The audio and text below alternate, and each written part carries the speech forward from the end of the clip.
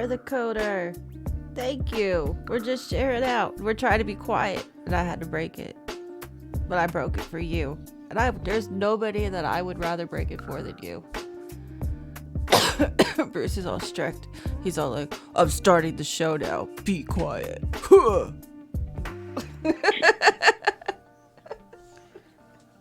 What's going on, Bear? Hugs and nugs. Happy Sunday. What's going on, Bear? Happy Sunday, my man. Bear's the homie, y'all. Yo, did you check out stream earlier? I wish This I dude's building an RC car, dude, with 3D printer. What? Yeah, he's building an RC car with the 3D printer. I know. I saw he was on, but I wasn't home today. We were visiting the baker. Remember I said Bear was on? You did say Bear was on. Yep. And then I was kind of sad because I couldn't watch it, but I was visiting, so I'll catch up. I just like when that guy streams, yo. He's got a soothing voice. Well, I checked out Bear on Tic Tac. Tic Tac? And I actually know what Bear looks like now. If the mystery has been revealed. What? Really? For real. Uh-oh. Show me too. The handsome Dapper Dan type of man. Bear got a TikTok? Bear has a Tic Tac. Yeah, let me just get up on the tic-tac, you know what I mean? I can't get down with the TikTok, yo. Yeah, no. When Like, did I I don't show see much myself? on it either. So there's a video that you did, And you pointed to yourself and and you said, that's pointed to me. yourself and said, "This is me." Yep. You were on a Brooker, skateboard. Oh, Brooker showed me. I think you looked like you could be on a skateboard. Maybe that's in my imagination. He looks But cool, though. I don't know. You look cool. I think you had like a pea coat on. Yeah, he's a cool dude. I would definitely vibe with You him. definitely look like somebody I chill with. And we already chill with him, so that's probably why the world and the universe brought us all together. We got Ruby DeChiro and Sleepy J. Plus, Goodness. Hello, everybody. Welcome in. we met Bear the weirdest way ever. The best way. It was like awesome. So Bear has a video game, or like some kind of like game where he plays Twitch bingo. He made it himself. He made it programmed himself, made all this programming stuff, and it pulls random streamers and he plays bingo with them. So if like the streamer's doing something or meets like the bingo card, then he like donates or whatever, or becomes friends with the person. And he randomly met me through his bingo. What is going on? And it was The what was Bake it? Baker. Thank wa- you for your resub. He had to find a DJ that needed an epilepsy warning, but that didn't have one. And then it was me. And then we've been like cool ever since, yo. He's like a really cool guy. So you're saying that no, were you fooling with us? So that wasn't you? Are you still a mystery? Is that some just like random like hobo that you just found that was like, hey, let me take this video? oh my God. There it is. First one of the day. We need a oh my God count. One. No, one. Oh my God. Woohoo, my computer's finally working. The Bake Baker. The Bake Baker. Wife been passed out since we left. Oh, Cindy, my love. Chill Leo. Chill Leo, welcome in. My homegirl. Y'all check her out. She's cool as fuck. She's a really, really cool chick. That's my homie. She's DJ Brewster's homie. She's my homie. She's a homie. She's a homie. You guys shout her out? Or somebody who shouted her out? Oh, look at Biggs on top of shit. Look, y'all don't even pay attention. You on top Well, I mean, not y'all, but you. You just hear the Like, talk. oh my God. See? Like, oh my God. That's number 2. Technically, it's number 3 because I said it too. Yeah, we blow it up this afternoon. Yo, the Bake Baker was an awesome guy and took us out to lunch and stuff. We had this like big family meal. It was awesome. We had a great day, and then we smoked. We went back and smoked like fucking crazy. Oh, it was crazy. Dude, we went to Golden Corral. It was fun. I ate so much shrimp. Like, it wasn't funny. And then there was like these old ladies. Brookers was going to fight them because like Bro, they wouldn't let me at the shrimp. So here's how the thing is. You know, okay, so when you're with a spouse, okay, or a partner, and so like in our case, it was women. So I'm not going to let my husband get involved with other women as far as like, listen, bitch, get out the way. But I'm going to totally do it. You know what I mean? Like, I'm pushing these ladies aside, like, move. And he's like, oh, I got it. I'm like, no, you don't. You're too nice. These ladies are not going to let you go through just to get these shrimp. Brookers is vicious over my shrimp, you know? Yo, I I will can see fight it a too. bitch over Brooke can be like, bitch, this is my shrimp. Well, I was sitting there, like, I went up and got all my food, and I ate this huge plate, right? So I was already kind of stuffed. So you know how, like, you're at a buffet, and then you're like, all right, I'm only going to do, like, one more plate, you know? So I sat there and watched, and where we were sitting at the table, I could see the shrimp station. So I was waiting until they came out, because I took the rest of the shrimp on my first plate. So I was waiting until they came out with the fresh shrimp, and I saw her dump the shrimp. I ran up there so quick, and these ladies... Yo, that's why they were hogging it. They That beat me is, to it, and for then real. these two ladies were blocking everything, and every time I said excuse me, they would look at me and just turn their backs to me, and they were waiting for their friends to come up. And then Brookers was like, "Oh hell no!" Like, this ain't Oh Burger my King, it ain't have it your way. Number 4. No, but there's things that as a woman I can, you know, say and do with another woman. You know what I mean? Like, bitch, move. But whereas my husband can't be like, bitch, move. She'd be like, bitch. She will bitch slap him. And I'd be like, you deserved it. Why didn't you just come and get me? Yeah, I don't mess around. I'm a really nice guy. Like the guy that's like here, or the guy that's on my show, that's like how I act in real life. So I'm like really nice to everybody, and people are like stupid about it. I think it was one time my partner and I went to a club or something, and some gentleman was like hitting on me or something, and he's just like, now my partner's big, okay, he's like big, so he just went up to him and says, "Stay away from him, please." I don't want to start something. I mean, I already had like about 3 or 4 drinks, and I'm a lightweight anyway.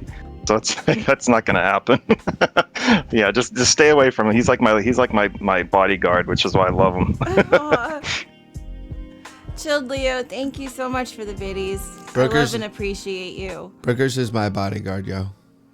She protects me. I'm scrappy. I'm a scrapper. I always was. Let me at him, eh? Let me at him. Oh my god! My nickname was Rocky Number in 5. high school. Brookers will take someone out, yo. I wouldn't mess with her. Heavy T, welcome in. My home skillet. What up? We got everybody in here. We got everybody. We got all the cool kids. I know, we should tell them what's going on and start the show. Oh, hey, look, Biggs, I fixed it. Oh, nice. See? Wait, did you? Look, I actually did shit. Oh, hey, type in Oh, yeah, I you did. lurk. Hold And on. I just type- closed the chat. God damn it. I was in the Jesus, middle of a Mary shout out, Joseph, too. What is wrong with you?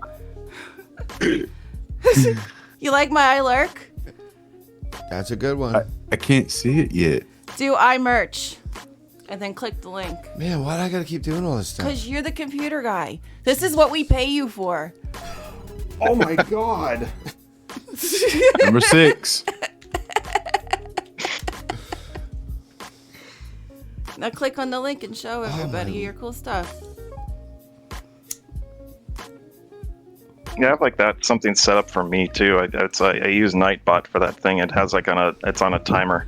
It does it like every like 30 to 40 minutes That's a good when idea. I'm on stream. We got onesies. What? We got onesies with our faces on it. Biggs. Brooker's been working all week. Look, she made merch. Oh, let me check it out. Hold up. I got it on the screen here for everyone. So everybody can check it out. I don't Brooker's got What do you mean? sweatshirts, Oh, we got are they? stickers, we got phone cases, we got baby onesies, we got motherfucking tumblers. We got it all, yo. We got heart-shaped mugs. I'm working on sneakers. I'm working on hats. I'm working on it all. Now, I don't know. I have to change that picture for that heart mug handle thing, but it's just our faces on it with a heart mug handle. Yeah. So Brooker's been doing cool shit, folks. I was on it this week. I got some productive weed. Rhinos are unicorns. Hugs and nugs. My man, Top Cat. Top Cat, thank you so much. I really appreciate you, homie. Welcome in. Happy Sunday. It's going on. We got 1Forsakengayming in the house, everybody. I don't even know if we introduced him. Number 7. No, we didn't. Number either. 7. Hi guys. Hello everybody. 1Forsakengayming. Are you in the chat? Yes, I also have the Twitch page up on my phone. Okay, Yeah. say hello to everybody, and then or somebody can shout you out, and then we can tell everybody to follow you. Yep, that's why everybody's following. They can check out. We have a world record breaker, yo. Mm-hmm. And then I was there when he broke the world record. Like, I was there on the stream, so it was like, I normally watch him on Sunday mornings and stuff when I get up. So I watched him break this record, and he just broke it. He broke his own record again today, yo. Oh my god. That was the actual reaction from when I broke it have 2 a weeks clip. ago. Yeah, and that's the actual clip. Like, you have a video clip of it. Yeah, I'll play that. But that's the actual sound bit of when he did it. I can't bring his name up in the chat. He's got to type something. No. Oh yeah. Wait, So hang on. hey I know why. everybody, welcome to the podcast. Oh my god. We're gonna get started. I'm sorry, I'm a bit scatterbrained. For some freaking reason, I have no There we idea go. why. My Wow. freaking menopause has driven me I up just the blew wall, out my world record. and I have like crazy ADHD brain, so I'm all Oh over my the place. So welcome God. to the podcast. We've got 1Forsakengayming in the house. So I guess this is Oh, well. today, when he broke the record today, You could folks. let me do an introduction. Well, you asked me to pull the clip. I pulled you the did, but clip. I forgot to do an introduction, and I was trying to do it. Well, let's do the clip then. All right, yo. Here's a clip, yo. No, David, you want to explain what's going on here? Okay, well, let's see. my well, in this God. clip. Wait, which clip is this? I can't see. The screen's too small. I just blew Is that out today's? my world record by Yeah, that's today's. Yep. So 9 hours My- ago. yeah, my previous record was 54 minutes and 45 seconds, and today I just broke it as 52:31. I've been watching on and off about for one of my buddies who's actually a speedrunner for Metroid, like ROM hacks and stuff like that. He actually his channel is stunt _ MK, and I was watching he did actually a speed run of Metroid Rogue Dawn, and I was trying to figure out, like, okay, what did he do differently that I've done in my runs that I could potentially go faster? Right, way to improve So- yourself. Yeah. So I just I noticed, but before I even started watching that, there was the first time that I was going back and I was watching what I was doing, and I was kind of going through the like the map, and I literally had the map up on my screen at home on my laptop, and I was going through and I was like, okay, there's got to be a faster way to do this. And I found 2 spots in the one area, and I said, okay, maybe if I did this and this, or there was one thing I could jump up a little bit quicker, and then versus having to go like the whole way around, which would save at least probably about half a minute to a minute. So I figured that part out, and then there was another part later on. I figured, I wonder if I can jump up to get this one missile tank, and from the platform that was down below, and it basically, I had to try it, and I found out that I can reach it, but you have to the jump almost has to be like perfection. If you can't really mess up on it. So it's all about, getting things up and running, getting things going, and being able to get like in a zone type of thing. And today I was able to do that. I think it took me a couple of tries in order to get it. So there's a little room for improvement there. But once I figured that out, and then the other part was when I watched Stunt's video, is in the last area of the game, I didn't know that there was a shortcut towards the beginning of the level that basically takes you to the final couple rooms of the thing versus having to go around the whole area. So I said, well, that would definitely save some time. So after finding that out, I last night I literally started going through, and I did a couple of practice runs through just that area, just to see how hard it was. And it is a very hard and tough area to get through, just because you have to do wall jumping, and you have to hope that one of these little Metroid buggers doesn't latch onto you. Right. And I think we've seen a bunch of other too. We've watched Captain Tendo, I believe, plays it, right? Yes. Yeah, well, we normally watch the whole Retro Gaming League. All of them guys, really. Mm-hmm. And I just want to welcome everybody in there. Here we got JR, Topcat, Rakasan was in here. Rakasan. Thanks everybody for coming in. We're here. We're talking. Chilled Chilled Leo. Bake Baker. Everybody in the club getting tipsy. Biggs, we got Biggs in the house, yo. We got Yo, Biggs. And we got Yeah, thanks, guys. 1Forsakengayming. And we're just having a cool ass time. JR, Like, oh my Topcat. God. Thank you for the I lost biddies. count. I think that's 8. Oh my goodness, yo. It's either 7 or 8. I can't remember now. The homie JR. Hugs and nugs, my man. Happy Sunday. Yeah. So basically, what I ended up doing, so I followed that whole process, and I said, okay, I think it's because I originally was going to play Sonic today, and I was just like, no. I woke up this morning around like 3 o'clock, and I just said, no, I'm just not feeling Sonic today. I'm not really in the mood for it. So I just said, I'm gonna since I practiced a little bit, I had my NES hooked up. I said, I'm just gonna go for it and see if I can do better than what I did last time. And so I said, okay, first run. It was 54-50 for my first time through, so I knew that there was definitely room for improvement. Right. And then the second run, I went back through, and I just said, and I looked at, and the whole thing is like I'm looking at my clock the entire time, like when I start the game and everything, and I looked at my clock when I pressed the up to go up the elevator at the end of the game, and I said, wait a minute. This hasn't even gone to 58. I think it's gone to like 56, 57 minutes on my timer, or on my clock. As like only that much time has expired or has passed. So I was like, did I just do it?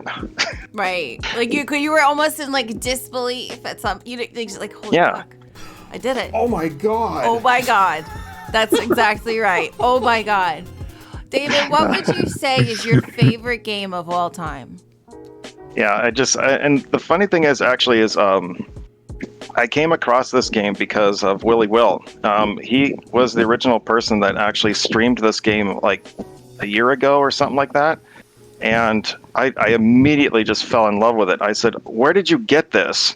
Or what is this thing? I'm loving it already. And he just kind of went over in his stream, and he was kind of discussing it with me a little bit. And I immediately went on eBay to look for a physical copy of it. So would you say that Metroid is your favorite game then?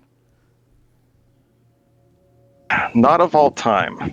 What would But you in say terms is of your series, favorite one? yes. My favorite game of all time is actually the original Legend of Zelda from the NES. I know that sounds kind of weird, but Which one was it?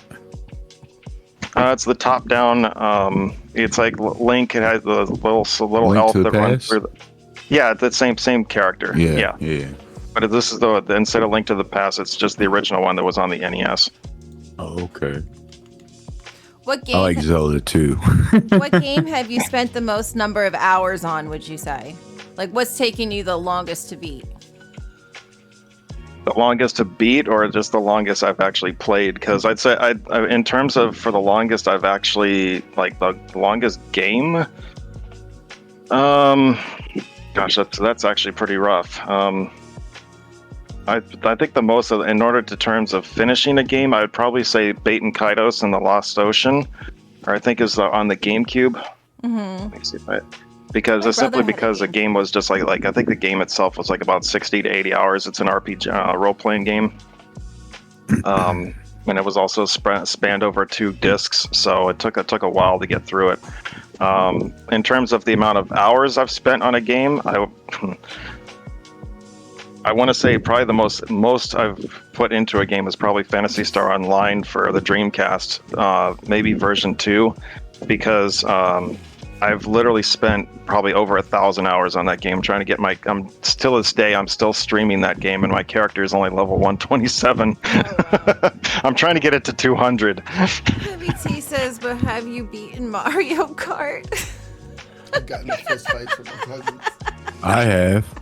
Dude, Mario that's Kart. just for real. That's gangster shit. You only I love Mario Kart. that shit, man. No, I streamed Mario Kart last weekend. Baker was one of the helped out. Was in part of that. 200cc. No way. 150 or I'm not going. I'm gonna play it. I suck at 200. And the 2 characters I always use are either a Toad or I use my Mii, which has the Samus costume on it. So. What's Oh, the you most, play on the Wii. What's the most challenging game you ever had to play? Like the hardest for you? Like something that you can't beat. Like it's like your nemesis game. Like. Yeah, I can easily say that's Battletoads on the NES. To this day, I have still not beaten that game. But one day you're gonna, right? Battletoads? Yes, Battletoads. It is a very, very difficult game. I've only been able to get to the end of level 9, I think, and that's the furthest I've ever gotten. It's just too damn hard. That's how it is for me in Farm Sim, yo. I can make it through like 2 seasons and I'm broke. Oh my goodness, I forgot about our sheep. I forgot about our sheep on the farm. My farm be bankrupt, sheep be dying. Oh my goodness, the sheep are gonna be dead. We got bees. There's bees on the farm. Oh my gosh. Crazy. David, in your opinion, what do you think is the best console? Ooh. Oh, I'm gonna bite my lip on this one and say the NES. Oh. NES. I had a feeling. Could you play a No, few games with the NES? No, go ahead. No, it was. I just grew up. It was my original console. What I grew up with as a kid and everything. And it's always gonna have a place in my heart. I've had so many good memories, growing up with this console. And mine is like literally sitting right next to me right now. But I mean, I love everything about it. There's just the nostalgia factor, and that's part of the reason why I stream what I do is because it's just the nostalgic factor, and it brings people together of just say, hey, this is how video games got started, and if it wasn't for them, we wouldn't be in this where we're at today. Yeah. Thank you for the follow, DJ Cliche Darkness. I just followed you back, and I really appreciate you. Oh, I want to say while DJ's in here, I want a huge congratulations to him. He won the Retro Gaming League Season 6. Congratulations! Oh, cool. We've got the Retro Gaming League Season 6 winner in the house. Yep. Congratulations! That just happened today. That's awesome. I'm not too good with the buttons. That is Perfectly go, right? For real. Yo, they go hard at it though. I watch most of them every week. They go hard. They're pretty serious.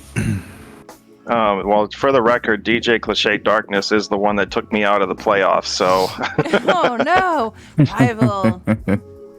to lose to the eventual champion, yeah, I'm all for that. He says, Yeah, he says right there. He says I was the one that lit the proper fire inside him. Yep, I definitely had part of me wants to say I have to blame myself for sparking that fire because I think if I didn't do that, I probably had a good chance of beating him in the quarterfinals, but I dug my own grave, I think. But all hats off to you, bro. That's what I'm gonna do. Let's spark some fire. Oh, let's spark some. Let's spark it up. Spark some fire. So I got a question for you. What was the All right. first game that you played on the NES? Actually, believe it or not, it was not Super Mario Brothers. Even though that was the first game that we on the NES, I think it was actually Contra. Contra was a vibe, yo. I love that game. I could whoop ass at that shit. I was actually thinking of that's actually going to be coming up in my futures within the next 2 weeks. I'm going to be streaming Contra. I'm going to be doing Contra, Super C, and Operation C for the Game Boy. So I'll be doing that. And I think it's about 2 weeks is on my schedule. Yeah, right now. I was just doing Contra the other week with my kids. My kids were like, "What is this?" I'm like, "This is what games were like back in the day, yo. This shit is hard." You know, I think Don't- they don't made cunt. video games easier now than it was when we were kids. Yeah, because like for example, if you put kids in front of the original Legend of Zelda today, they'd get lost. They wouldn't have any clue what to do. Everything is kind of like they give you like Roxanne says my first was Top Gun. Oh my gosh. I know, right? That thing having to refuel your plane, yeah, I gave up on that one. I said, nope, I can't even refuel my plane mid-mission. It's like, just forget it. Yo, we got my homie Merbear. Hugs and nugs, my dude. Bear, welcome in. Bear. Space Invaders on Atari was Top Cats. Mine was Gyromite for NES with the robot. Oh yeah, yeah. Yeah, it had That was the like- that's robot, actually and pretty you had fun. to like put the little top thing into the spinner machine and then pick it up and then balance it on the red or the blue to make the. And you couldn't control Mario; he would just automatically like sleepwalk. So you had to like do all the shit with the robot. Like the robot saved Mario's ass. Ruby says his first game was SpongeBob Plug and Play. Oh, that's badass. That sounds pretty badass. Yes, it does. Yeah, it was a professor. There you go. And then after that, it was Dr. Mario. I was addicted to Dr. Mario. Actually, another one that is still actually I just watched the movie for this is Tetris, the one that was on the Apple TV.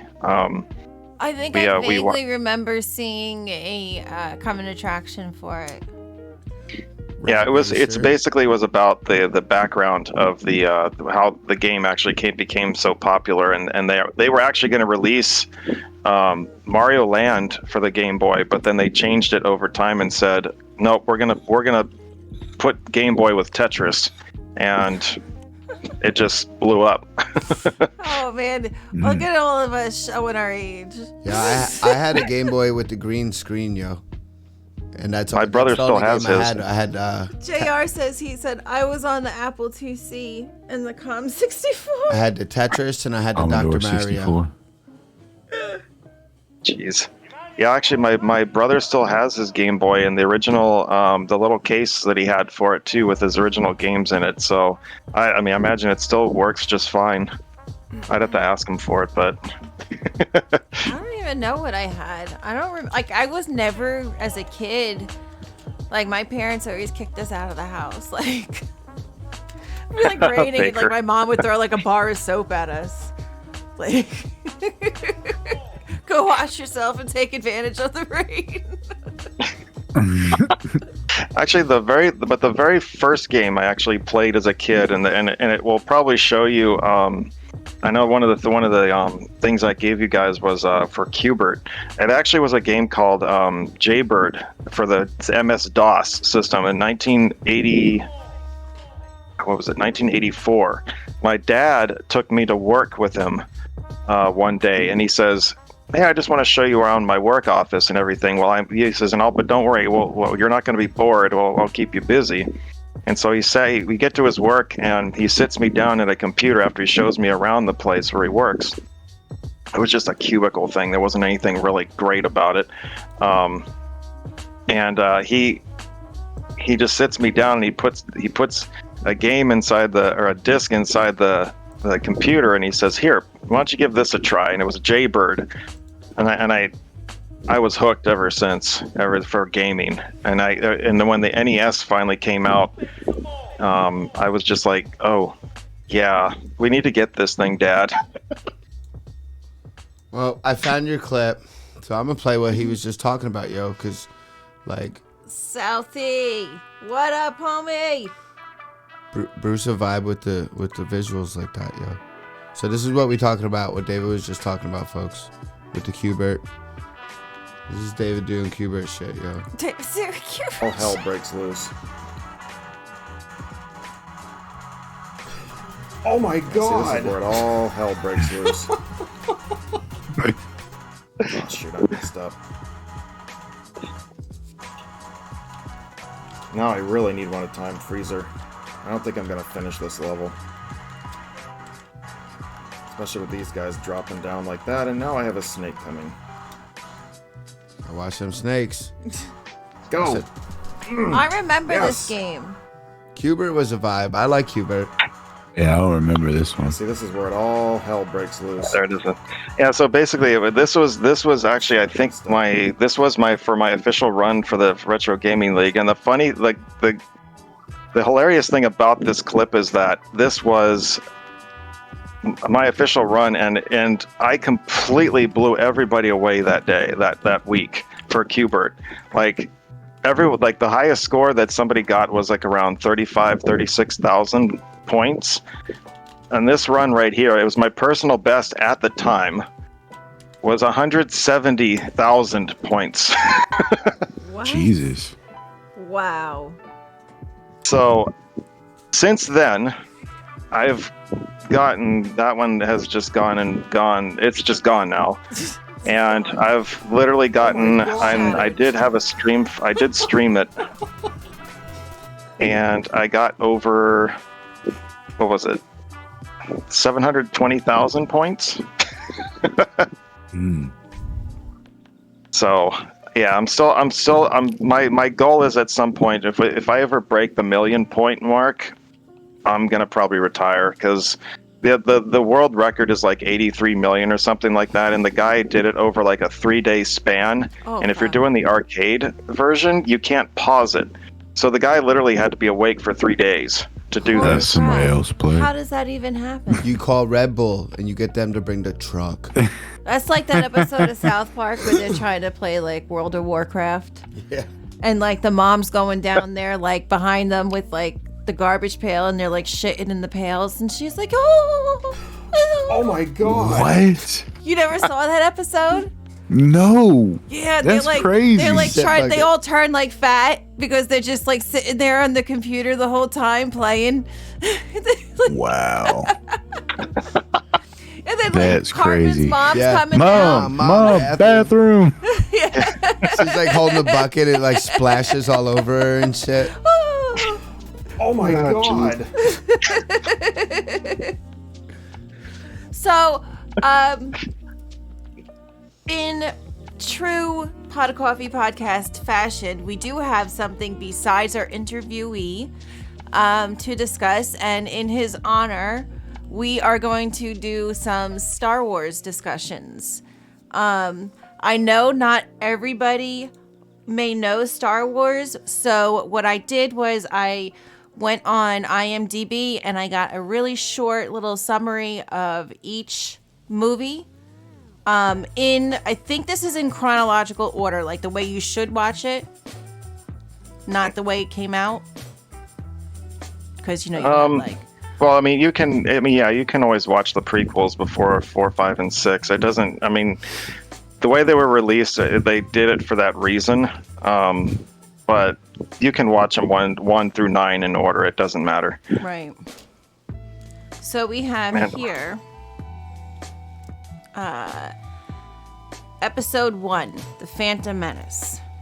So the seeds for the eventual rise of the evil empire are sown in a seemingly routine place, a trade dispute between the Republic and the Trade Federation.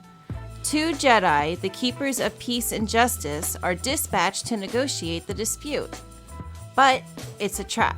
They end up barely escaping with their lives, though they do meet R2-D2, who saves their lives. They end Oh my up god! Shut up. They end up on remote Tatooine, where they meet slave boy Anakin Skywalker and his protocol droid C-3PO. I don't know, Jedi Qui-Gon Jinn. Qui-Gon Jinn, yes. Qui-Gon. Senses the Force in Anakin and believes he is the chosen one who will bring the balance to the Force. There's a pod race and Anakin is freed. Fucking Qui-Gon Ewoks, bitches. wants to train Anakin, but the Jedi Council knows that something is up with this boy and rejects it. I love Ewoks. Ewoks are a are my vibe. favorite. They're But so cool. I would get a bunch of Ewoks stoned in the woods, Joe, and just like smoke with them. Like just hanging out, like being hippies with a bunch of Ewoks. That's like You probably wouldn't have to work too hard. He helps the Republic win a battle against the Trade Federation, so the Council lets Obi-Wan Kenobi take him as his apprentice. So that is episode 1. What are your thoughts on episode 1? Obi-Wan. I want to hear the good, the bad, the ugly. The good thing about it is that it set the tone right away for the rest of the series. They did exactly what they were supposed to do. The bad. I mean, to keep the prologue along, or like the prequel along. For example, Anakin Skywalker already had a kind of a thing for Padme. I mean, Padme is probably like 16, 17, 18, and Anakin's like 10. So you kind of put that together. That I didn't know if I necessarily believed that kind of thing, but whatever, it is what it is. But everyone's going to tell you the same thing about episode 1, is that it was basically, it's just Jar Jar Binks. He was the most annoying character in the entire thing. I thought he was so adorable. But I at the time, that was, I don't know, I was a teenager at the time, and that was kind of like, I didn't watch the older ones. I wasn't into it, but I did watch the newer ones, and then I watched the older ones. Yeah, I had originally, I mean, I watched 4, 5, and 6 like I don't know how many times before then the prequel came. The prequel started in 2000, I think it was.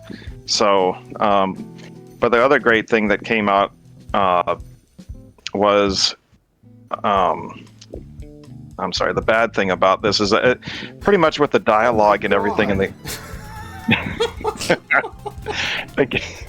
in the movie, the dialogue was kind of cheesy. It was kind of put on and stuff. Like, it just didn't seem like there was a lot of cliches in it and everything, and it didn't. But at the same time, as I say that, there's a lot of points that you have to really kind of listen to, and I'll get into that more in depth as you move up to episode 3. But like, Palpatine, when he comes back to Naboo at the end of the movie, he looks at Anakin and says, we'll watch your career with great interest. It's like, hello, after seeing 4, 5, and 6, you already know that Palpatine and Vader are already, you know, the two Sith Lord and Sith Master. So, or Sith, I'm sorry, Sith Lord, Sith Apprentice. There we go. That's the proper term. And then there's there's other things that you can kind of go into a little bit more depth over. That there was a possibility that Jar Jar Binks could have been a Sith Lord or Sith Apprentice. There was a whole thing, like the reason why he was such a clumsy oaf and everything is because it was all his plan all along to get Anakin because he knew that Palpatine was a Sith. There was a whole bunch of fan theories about that, but I didn't believe Jar Jar was a Sith or by any means, but it was kind of an interesting theory nonetheless. And then of course, Darth Maul, which is probably my favorite of the Sith apprentices that Palpatine had, with the double-bladed lightsaber and everything. I fell in love with him. Yes, he shouldn't have died so easily in the first one, but you know, if you go and you watch the Clone Wars as well as Star Wars Rebels, which is kind of the spin-off TV series of the movies, his character was so much more meaningful and had much more. I mean, he didn't die, even though he got cut in half. I'll just say that. Well, let's move on to episode 2, Attack of the right. Clones. In Star Wars 2, Attack of the Clones, Hayden Christensen plays Anakin Skywalker, who falls in love and war with Natalie Portman's Padme. Yeah. There you go. We got David as a translator. You can just be translator. Oh my god. So he's now older and just as bad of an actor, apparently. Again, this is all from IMDb, so these people write this stuff in. So it was a bad actor, apparently.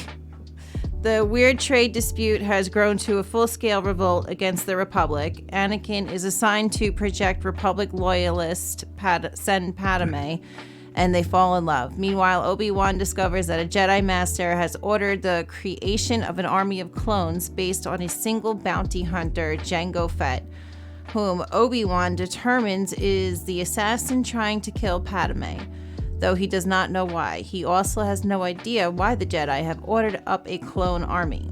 Meanwhile, Anakin's mom is murdered, and he freaks out, channeling the dark side that everyone knows that he has in him. The full-scale revolt against the Republic is being led by Count Dooku. Keep it together, Brookers. Oh my god. Dooku, a former Jedi who has built his own droid army under pressure. The Galactic Senate votes the Chancellor emergency powers, which is also a trap. The two armies battle, and the Jedi and the clones barely win. The movie ends with the revelation that Dooku, like two O's together. It's always ooh. The revolt, the clones, and the droids are all being controlled by an evil Sith Lord who is actually the Chancellor. Dun dun dun. The plot thickens. Yeah, basically this, out of the entire the prequel movies, this one was the absolute worst. It kind of just fell apart throughout the entire thing. I mean, I didn't really as much as I can go back and watch this movie, but every time I feel like I can go back and watch this, but every time I do, I'm just kind of like, why am I torturing myself with this yet again? The romance that they have between Padme and it was like, this is terrible. Like, the acting is bad. And I said, and it continued on with the dialogue being cheesy and cliche and stuff like that. It really just didn't work.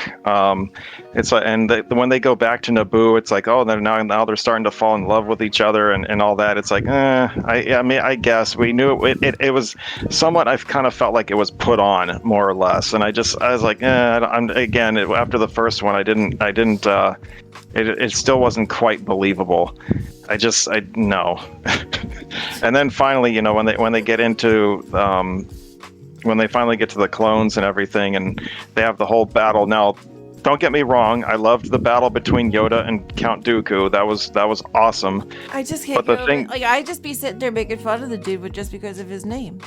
Dude. I'd be like, listen here, Doo-Doo. Oh my god.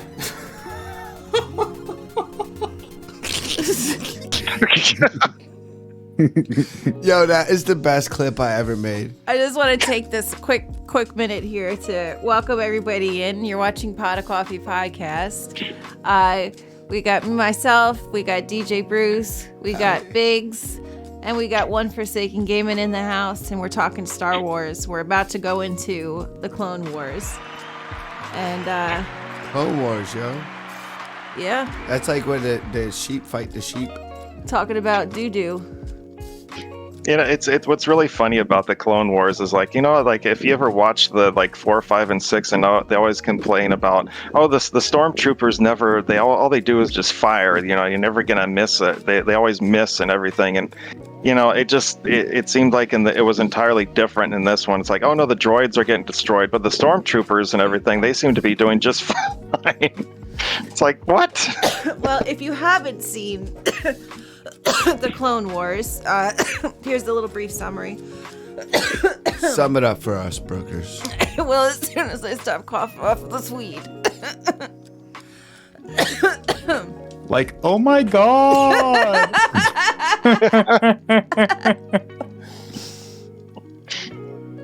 I'm so glad I waited to take my sip there of drink. I was gonna spit it out. Bruce.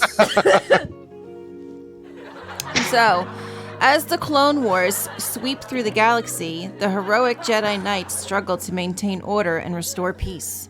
More and more systems are falling prey to the forces of the dark side as the Galactic Republic slips further and further under the sway of the separatists. Separatists. For the record, though, I was always Words are hard. I was always a big fan of the Dark Vader, yo. That was my dude. He's cool. The Separatists and their never-ending droid army. Anakin Skywalker and his Padawan learner Ahsoka? I got Ahsoka. Tano. Jesus, Mary and Joseph, where do they come up with these words? Find themselves on a mission with far-reaching consequences. One that brings them face to face with the crime lord Jabba the Hutt. Oh, I know him. But Count Dooku and his sinister agents, including the nefarious Asajj Ventress, will stop at nothing to ensure that Anakin and Osaka? Oh my god. What is it? Ahsoka fail at their quest. Meanwhile, on the front lines of the Clone Wars, Obi-Wan Kenobi and Master Yoda lead the massive clone army in a valiant effort to resist the forces of the dark side. Dun-dun-dun-dun. Yeah, it's kind of I didn't watch all the seasons of the Clone Wars. I kind of the thing that got me the most out of the entire series was Yoda bugged the crap out of me, and it's his dialogue. He was always, if you know the way if you listen to the way he speaks in like the movies and everything, but they put that to like the extreme in the show, and it was absolutely I got to the point whenever Yoda started talking, I just wanted to turn away. I was like, I'm just tired of it. Blades, But, welcome in, girl. Hope you're doing good. Happy Sunday. And it just, I don't know. If you continue on into the actual series, though, Darth Maul does make an appearance back into the series, where you find out that he kept himself alive by the dark side of the Force, and where he was able to maintain his half body, basically half cut in half body, and he formed some new legs, like robotic legs for himself, so he was able to stay alive. It's kind of like Wild Wild West, that dude in Wild Wild West with Will Smith. The dark side got a power, yo. Yeah, it's one of the things that leads, which also you find out more and more about that into episode 3 a little bit. But in this case, in the Clone Wars, he came back with his brother, which is his brother's name is Savage Opress. And they come back as Sith Lords and Sith Apprentice, and attempt to try to overthrow Palpatine, which they at some point fail. They try to attack him straight up, and it just doesn't work out. Where Savage ends up getting killed, and Darth Maul just goes back into hiding. So it was a failed attempt, but that just kind of shows you how, one of the things that Palpatine was really good at was manipulating people and being able to just how evil he was, just to kind of be in the shadows the whole time. But he got everything he wanted to either continue running with the Senate as the Emperor or whatever. He could do that. That's just. And as soon as he saw no use for he found another apprentice that might be better than the one that he currently has, he found out a way to get rid of him and have that new person be able to come and become his new apprentice. He was an amazing character to watch. I can't say that enough. Palpatine was just crazy. Now, I noticed you have a lot of information on Star Wars, and you ain't even got books or nothing. Like, y'all know this in your head. So, do you consider yourself a Star Wars expert? I don't watch every single series of it, so I would say I have a very good knowledge of it. I don't think I'd consider myself an expert. I have my own opinions on some stuff. I'd say maybe if there's like 5 levels of it, I'd say like I'd be an advanced knowledge of it. Well, no, because I And know that- there's like experts and stuff like that, like on actual Star Wars, like theories and all types of stuff like that. So I was just wondering if I had an actual expert. There you go.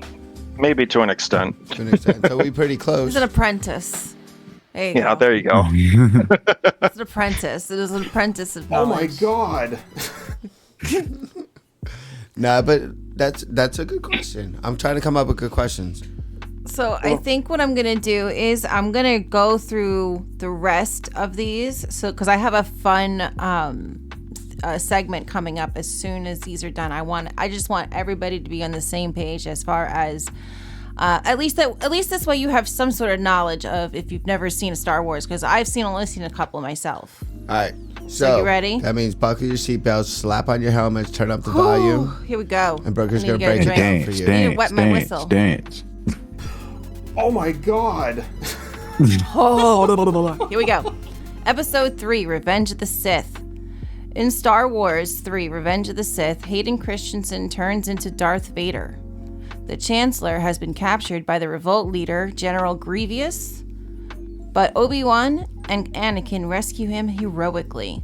The Chancellor, seeking to draw out Anakin's dark side, demands that Anakin assassinate Dooku, which he does. Oh man, dude's dead. Anakin is dealing with his demons, including visions of Padme dying in childbirth. The council declines to elevate him to master status. So the Chancellor puts him on the Jedi Council and his representative. He also brags to Anakin that he knows how to harness the dark side to cheat death, though you can't learn that from any other Jedi. But Like, oh my god! what's with all these traps? Because apparently this is a trap too. Anakin eventually figures out that the Chancellor is a Sith Lord, but when the Jedi try to arrest him, Anakin comes to his aid because he still wants to save Padme from the visions of death. The Chancellor makes Anakin his apprentice and dubs him Darth Vader. That's my dude. He also orders him to kill everyone, including the younglings. Dun, dun, dun, dun, dun, dun, dun. Though I got a house music version of that shit. It's the bomb.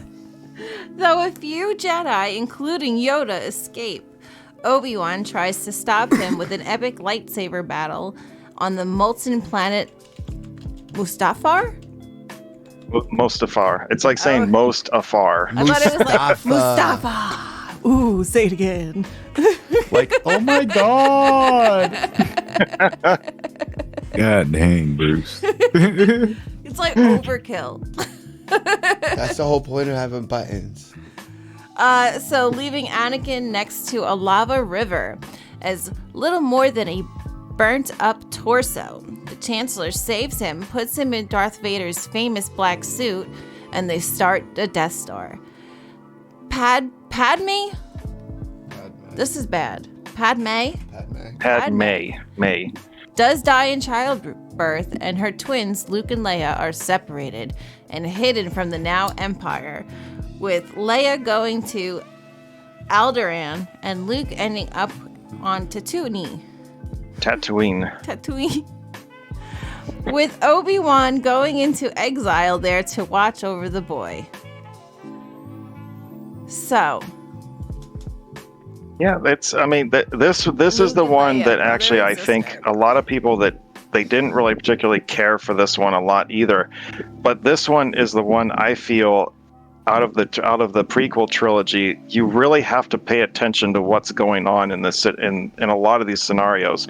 And there's one scene in the movie where Palpatine actually tricks Anakin altogether, because when the Jedi are going after Palpatine, after Anakin tells them that, hey, he's a Sith Lord, he goes back to the Jedi Council chamber and awaits orders, per his orders from Mace Windu.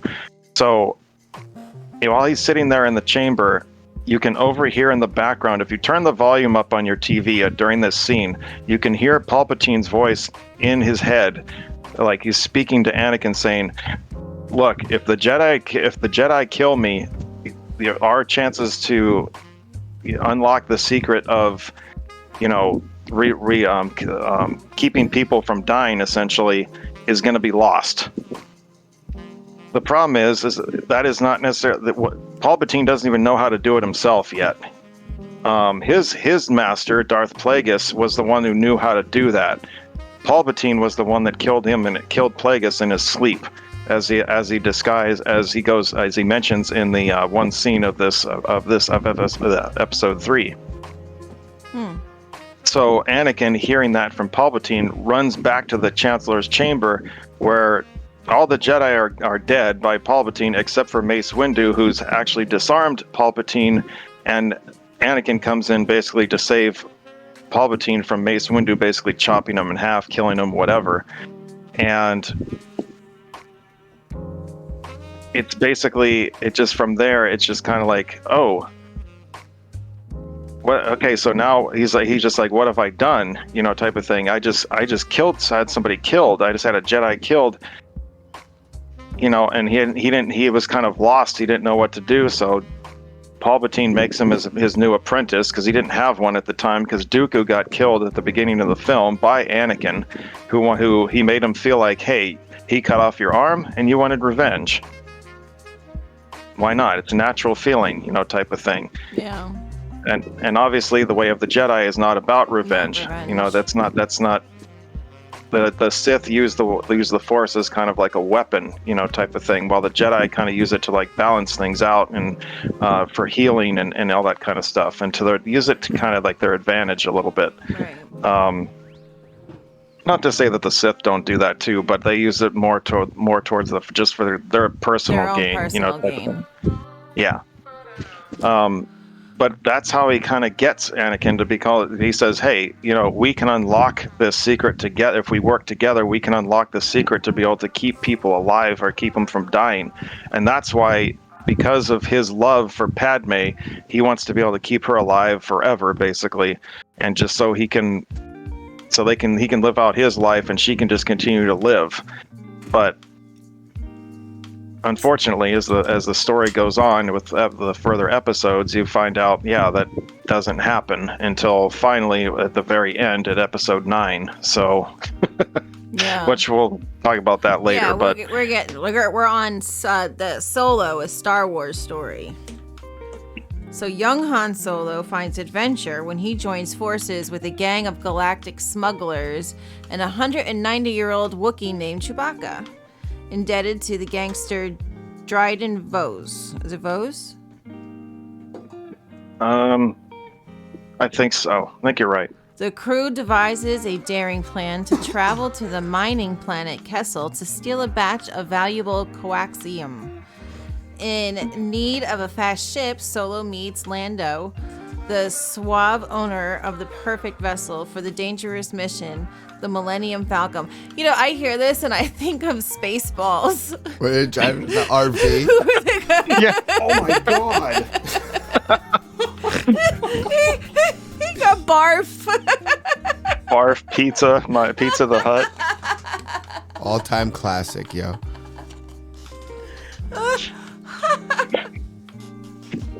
So your Schwartz is bigger than mine. Since she mentioned that, what is like Star Wars people, like serious Star Wars people? Obviously, you're pretty serious. Think of a movie like Spaceballs, like a parody movie. Oh, it's hilarious. I sit there and laugh at it. I mean, I can't tell you how many times I've watched that movie. Funny is funny. I don't think great. They were like telling everybody that Star Wars sucked. I just think that they were like, this is even funnier. Well, I was just seeing if like a Star Wars expert likes. Chill, Leo, homegirl. Thank you so much. You just sit back and relax, honey. You heal. We love you, and we're just sending you some healing vibes. Yes, healing vibes from our homie. Very much so. And Solo. I've actually only watched this movie once, so I'm trying to recall everything. I do recall that Darth Maul has a scene at the end of the movie, which I've never completely figured out the tie between that and what happened with the rest of the prequels and everything. So I'm still to this day trying to figure that one out.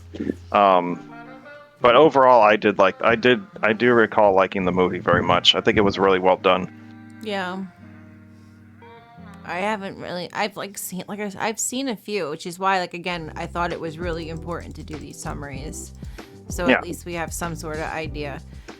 We're going into Rogue One. So apparently Disney wants to call it a standalone film, but it's not. It is a prequel. That Death Star from Episode 3 is basically done, but needs one more last push. So the Empire tracks down its missing weapons expert. My man Top Cat, I love you, homie. What do you say?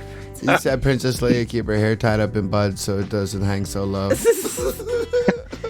Empire tracks down its missing weapons expert, Galen Esro, and forces him to finish it, but he embeds a secret flaw inside the planet killing machine. His daughter, Jin, doesn't know what it is, but she and a band of rebels steal the plans and get them to other rebels under the command of now Princess Leia. The movie ends with Vader trying to steal back the plans in hopes of preventing everything that happens in the following episode. Yeah. And then I guess apparently there's an episode 3.5. So A 3.5? I guess it goes with it. So it's like half a movie?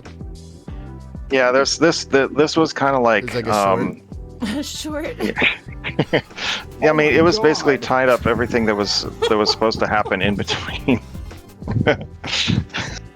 I like that Killing every me. time I hit it and he's talking, he just loses it and starts laughing, yo. I'm gonna do that to every guest we ever have from now on. What? Like just geez. have a Have a random thing clip of them random clip from like one of their Twitch channels and or like just something. bully them with it. I mean, what are you doing? It's just making them laugh. I think it's hilarious. Thanks, it's A Baker, what kind of car does a Jedi drive? A toy Yoda? The dad jokes, gotta love them. So episode 3.5, Rogue One. Yeah, it's what they're basically calling it's everything that happens in between. It was supposed to be like the movie that happens in between 3 and 4. It's like during towards the end of it's like right after the Clone Wars, and we move into. It's like those movies that's like, I want to know what happened to those characters. Yeah. And it explains it. Did you ever do that? Did you ever watch a movie and be like, well, did they get married? I mean, what happened? But then what was the other thing that there's actually 2 series that happen in between. Also in between all this, we had the Obi-Wan Kenobi series, as well as Star Wars Rebels, which happened also in between all of it. In between also Rogue One. It's like in sequential. It's like in that order, I think, because Obi-Wan was like right when Leia was growing up, and then let's see.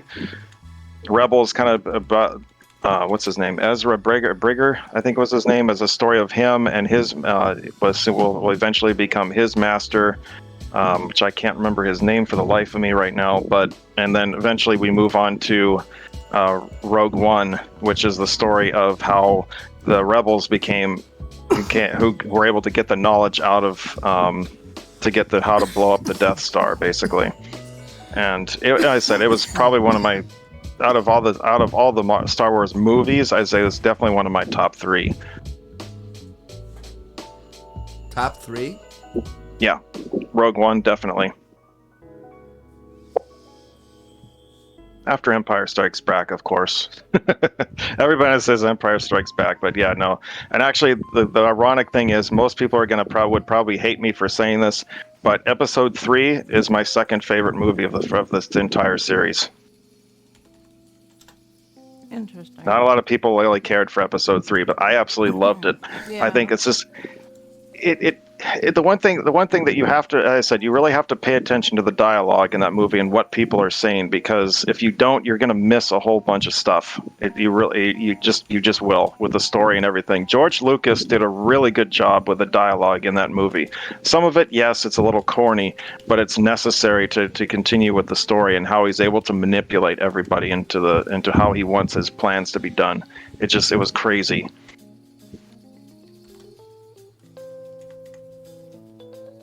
Who was your favorite character in the series? Oh, that's a tough one. Darth Vader walks into a vegetarian restaurant and says, "I find your lack of steak disturbing."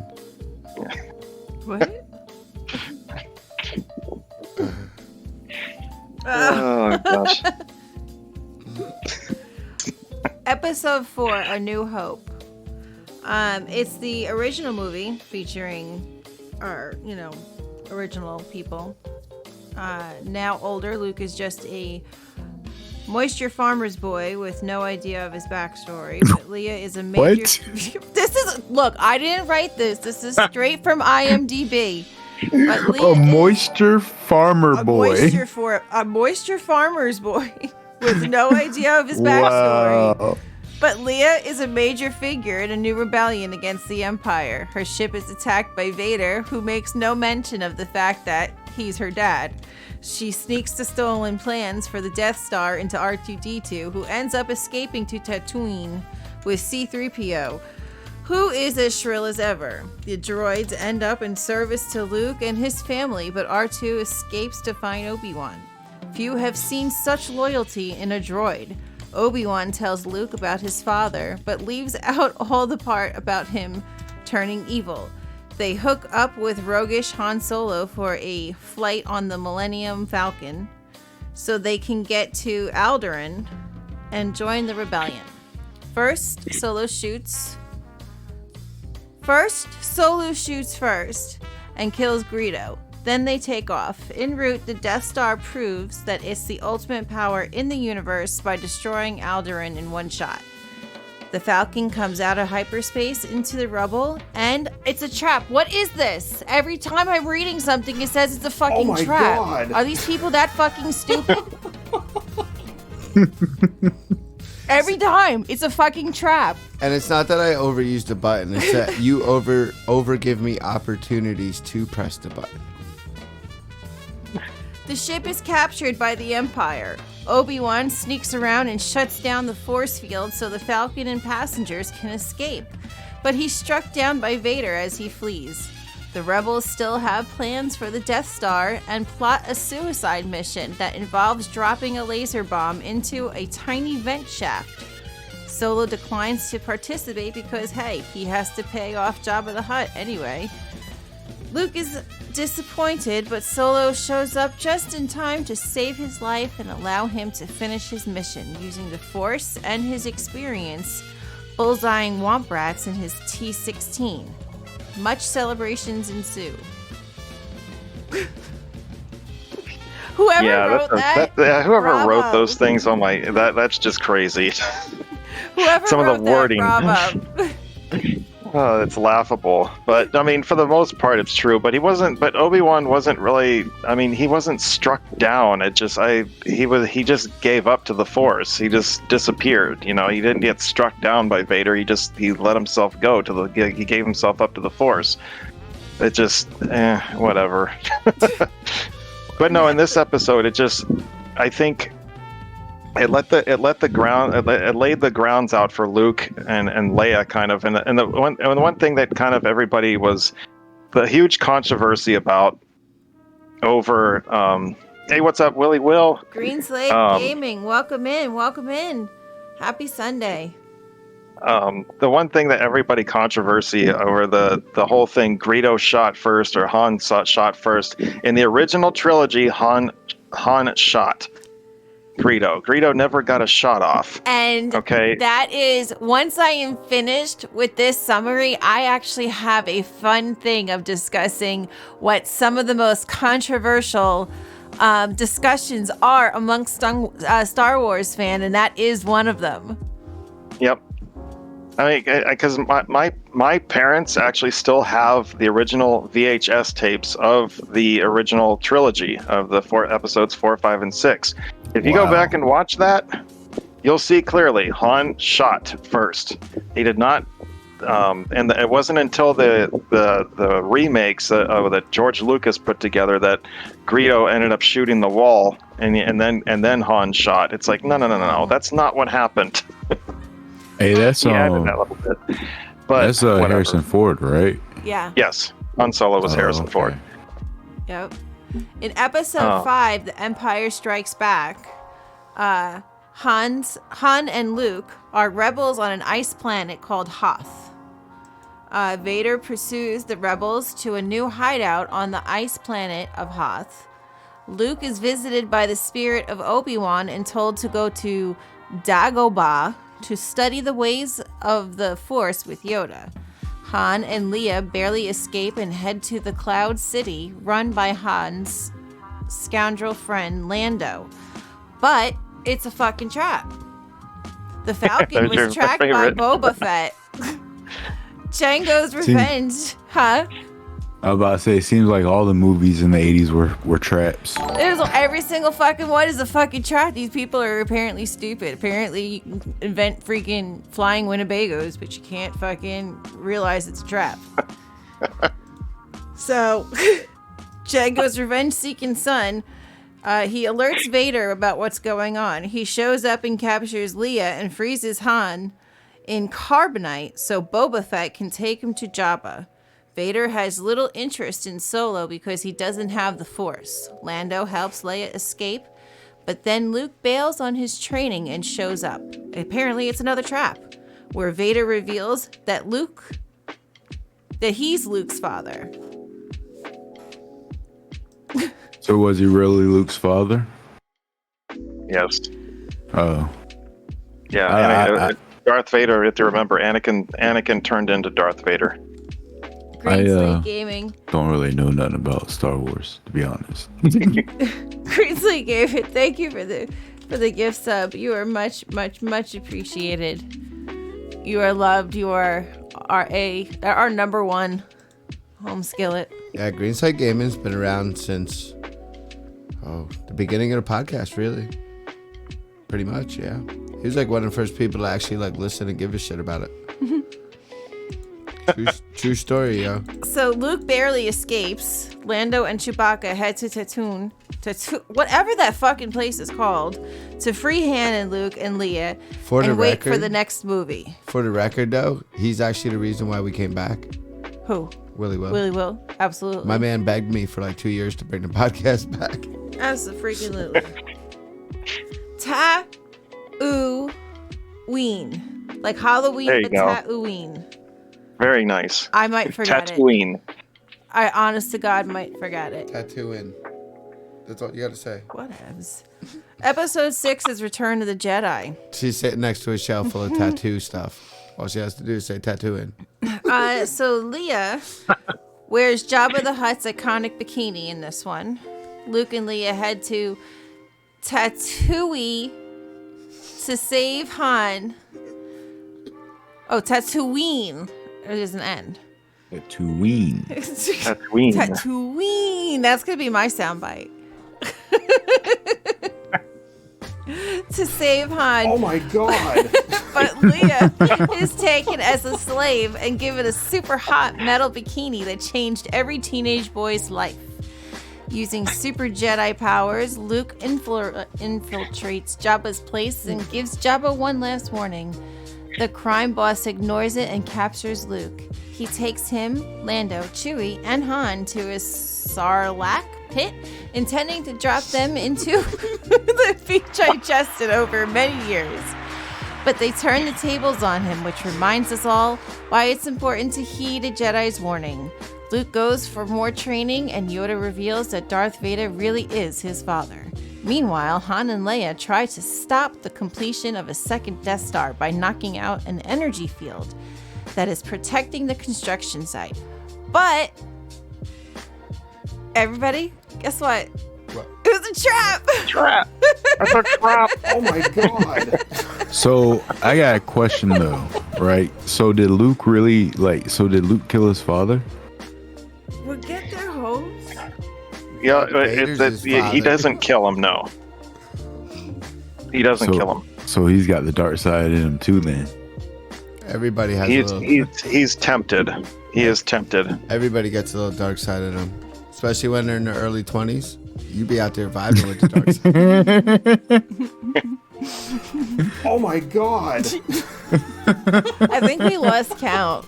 Yeah, there's no. Oh yeah, I stopped a long time ago. I was gonna grab a.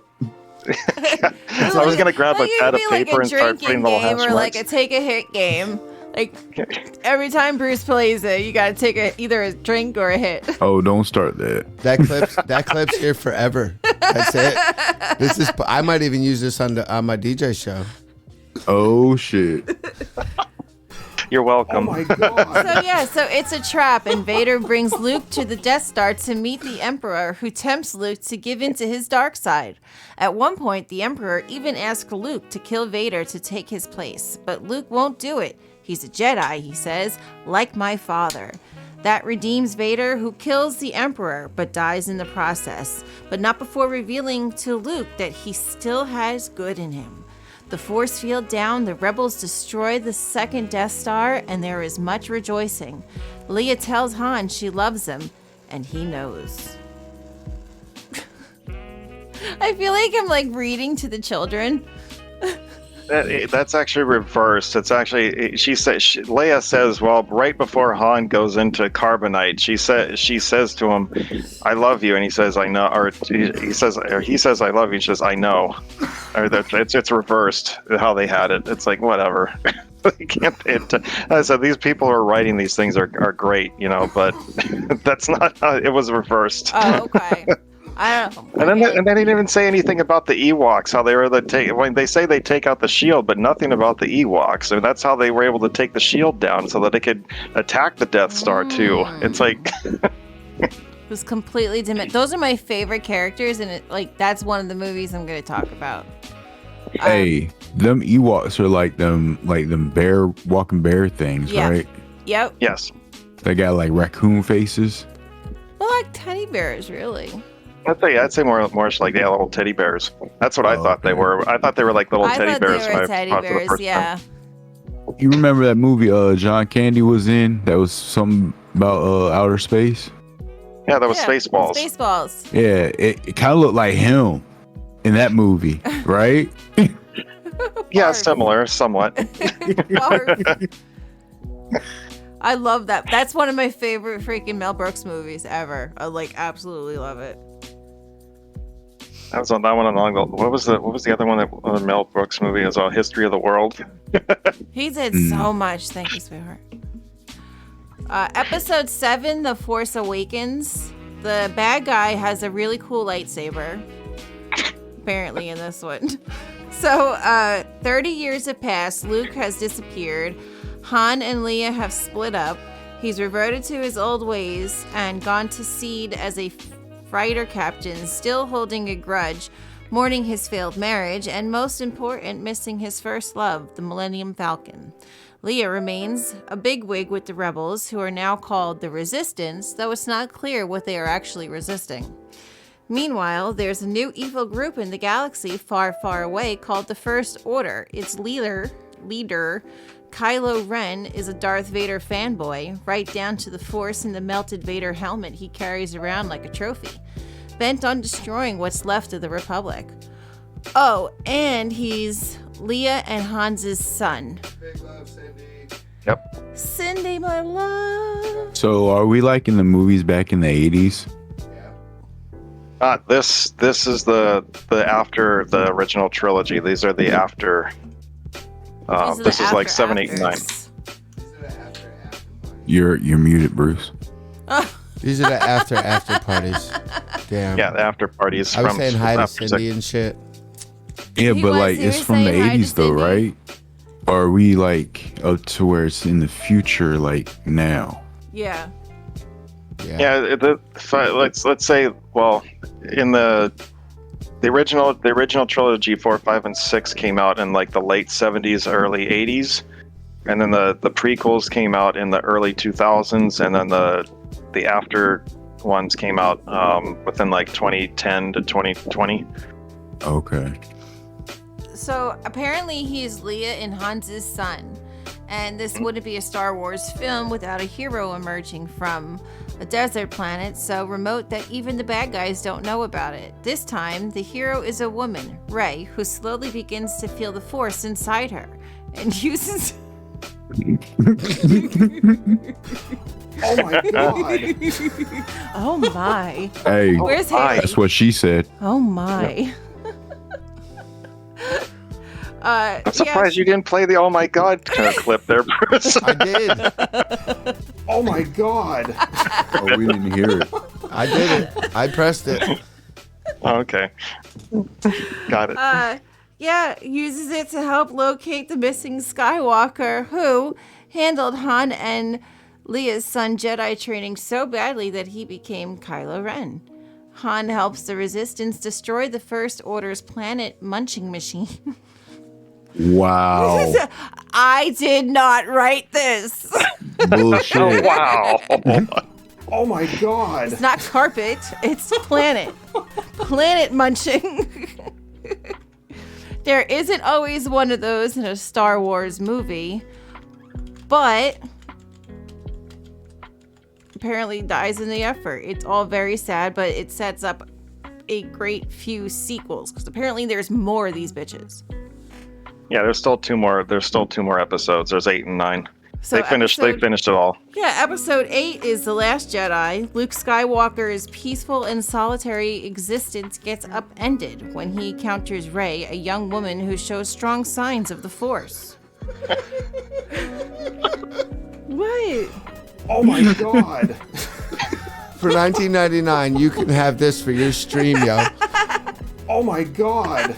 Everybody can have one. $19.99. I got your back. No, I'm just playing. I'll email them shits out for free, yo.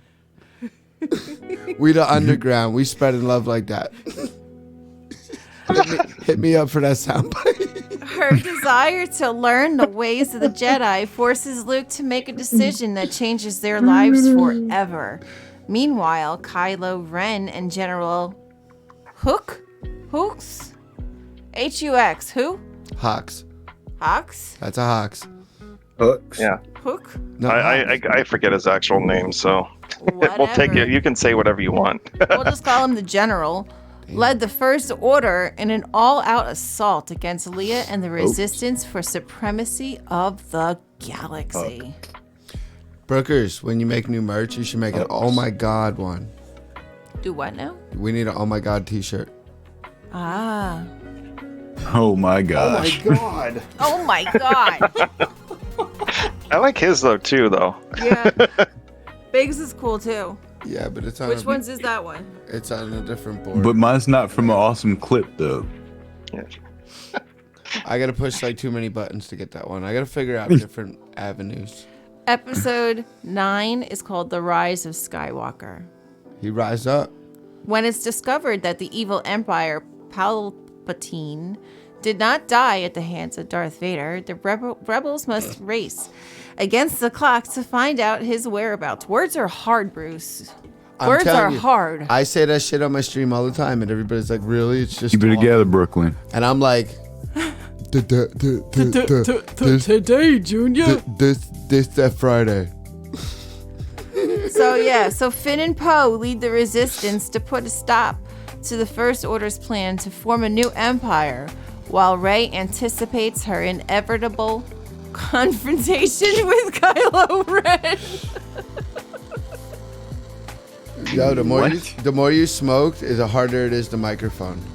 I'm telling you. Yeah, I feel that. Totally. Now, so here's the thing. When I was little, there was a Star Wars movie that came out, but it was a made-for-TV movie. okay? And it was the Ewok Adventure. I love And that was my absolute favorite movie. And my parents, they recorded it on the VHS, on the VCR. And I made them like replay it, like rewind and replay and rewind and replay, like all the time. And that one I consider a Star Wars movie. Ewoks smoke weed, yo. Actually, the truth is those Ewok movies are considered what they call canon, so it is part of the series. I'm gonna smoke weed with Ewoks one day. Like, for real. Like, that's on my bucket list. That was my favorite movie too, Brokers. I think it broke. I wish they still had it, but I think I made them rewind it, Kyle, so much that it actually broke it. Like, that's how much I love that movie. But that was actually me with my parents had a the Muppet movie when I was a little kid, dude. I played the crap out of that movie. Do you remember when you got that for Shay? Heck yeah, rhinos are unicorns. That's a vibe. We found that movie for our kids when they were little, and they could not get enough of it. Ewoks are such a vibe, though. I love them. But yeah, so the Tawani family civilian shuttlecraft crashes on the forest moon of Endor. The four Tawanis are separated. Dermot and Catherine You just said the 420s. Mother and father are captured by the giant Gorax. Cheers, good people. She said it. Yep. And Mason Sindel, the son and daughter, are missing when they are captured. The next day, the Ewok Dej is looking for his two sons when they find Sindel all alone in the shuttle. Mason and Sindel were looking for a transmitter to send a distress call when Mace appears with his emergency blaster. Eventually, the 4-year-old Sindel was able to convince the teenage Mace that the Ewoks are nice. I found the Ewoks, bro. Then the Ewoks and the Twanis go on an adventure to find the Elder Ones. I just remember the witch in there, and she was Sindel, and they had that like magnificent, beautiful horse.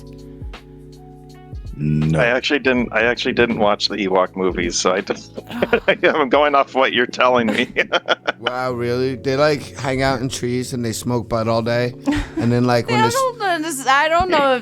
don't know about that one. No, it is. Like, look, I just played it. It's on the screen. They're up there smoking bud, and then if you go up in their woods and you ain't a bud smoker, they fuck you up.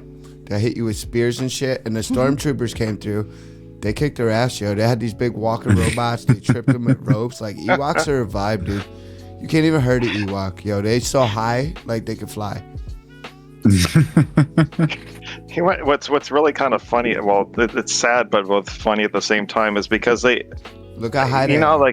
They Everybody like, and if you go back and watch episode 6, they have all like the stormtroopers are getting killed and all that. You're like, oh yay, the bad guys get killed. There's one scene in particular where there's an Ewok that is killed. Just one, the entire time, and they make a scene that's, oh my god, one actually died. Because they're badass. They're awesome. So now they bleed green like the rest of us.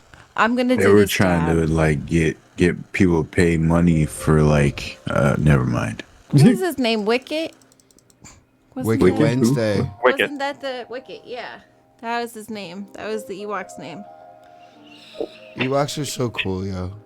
Like, look, you notice they're gonna spear him, but they're formed a circle because they're used to smoking weed in a circle.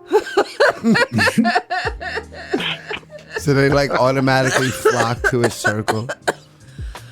I'm sitting there, I'm watching this clip, and I'm like, I'm just going through the lines in my head where Han actually grabbed the spear and he pulls it and he pushes it away. He's like, point that thing someplace else. But Biggs, you see those little teddy bear looking things? Those are the Ewoks. Yeah. Oh, okay. That's who you. If you ever see one in the forest, just like pull out your weed, yo, and like sit down and just spark it up, and it won't spear you in the neck. If you don't smoke weed, if you ain't smoking, no, you'll get speared in the neck. So, I was able to find a few things that Star Wars fans can have some sort of disagreement with, apparently. Which one we talked about just now was the Han and Greedo who shot the first shot. Greedo. He sounded like he from Staten Island. So Oh my god. Han was the only one who shot. You got to pick a side. So apparently you got to pick a side. The unfortunate event that transpired in the Mos Eisley Cantina comes up within fandom and even with people who don't consider themselves to be Star Wars fans. And even though the answer is out there, it's presented in a couple of different ways. So it depends on your certain point of view. But our expert, we have one here. Take it away, David. Yes, Han shot first. that whole Greedo never even got a shot off. He was blasted and he was dead. The funny thing is, like, he shot him under the table, so I'm like, where did he actually shoot him? Under the table? Yeah, because he had his.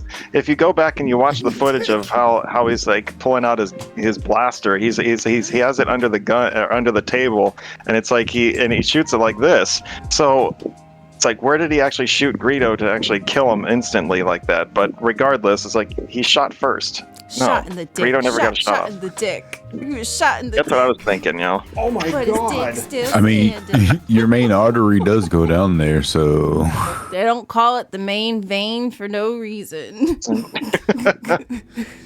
No, see, Chill Leo, she knows about the Ewoks. She's got them in her yard. They probably hang out by her fish pond. Right?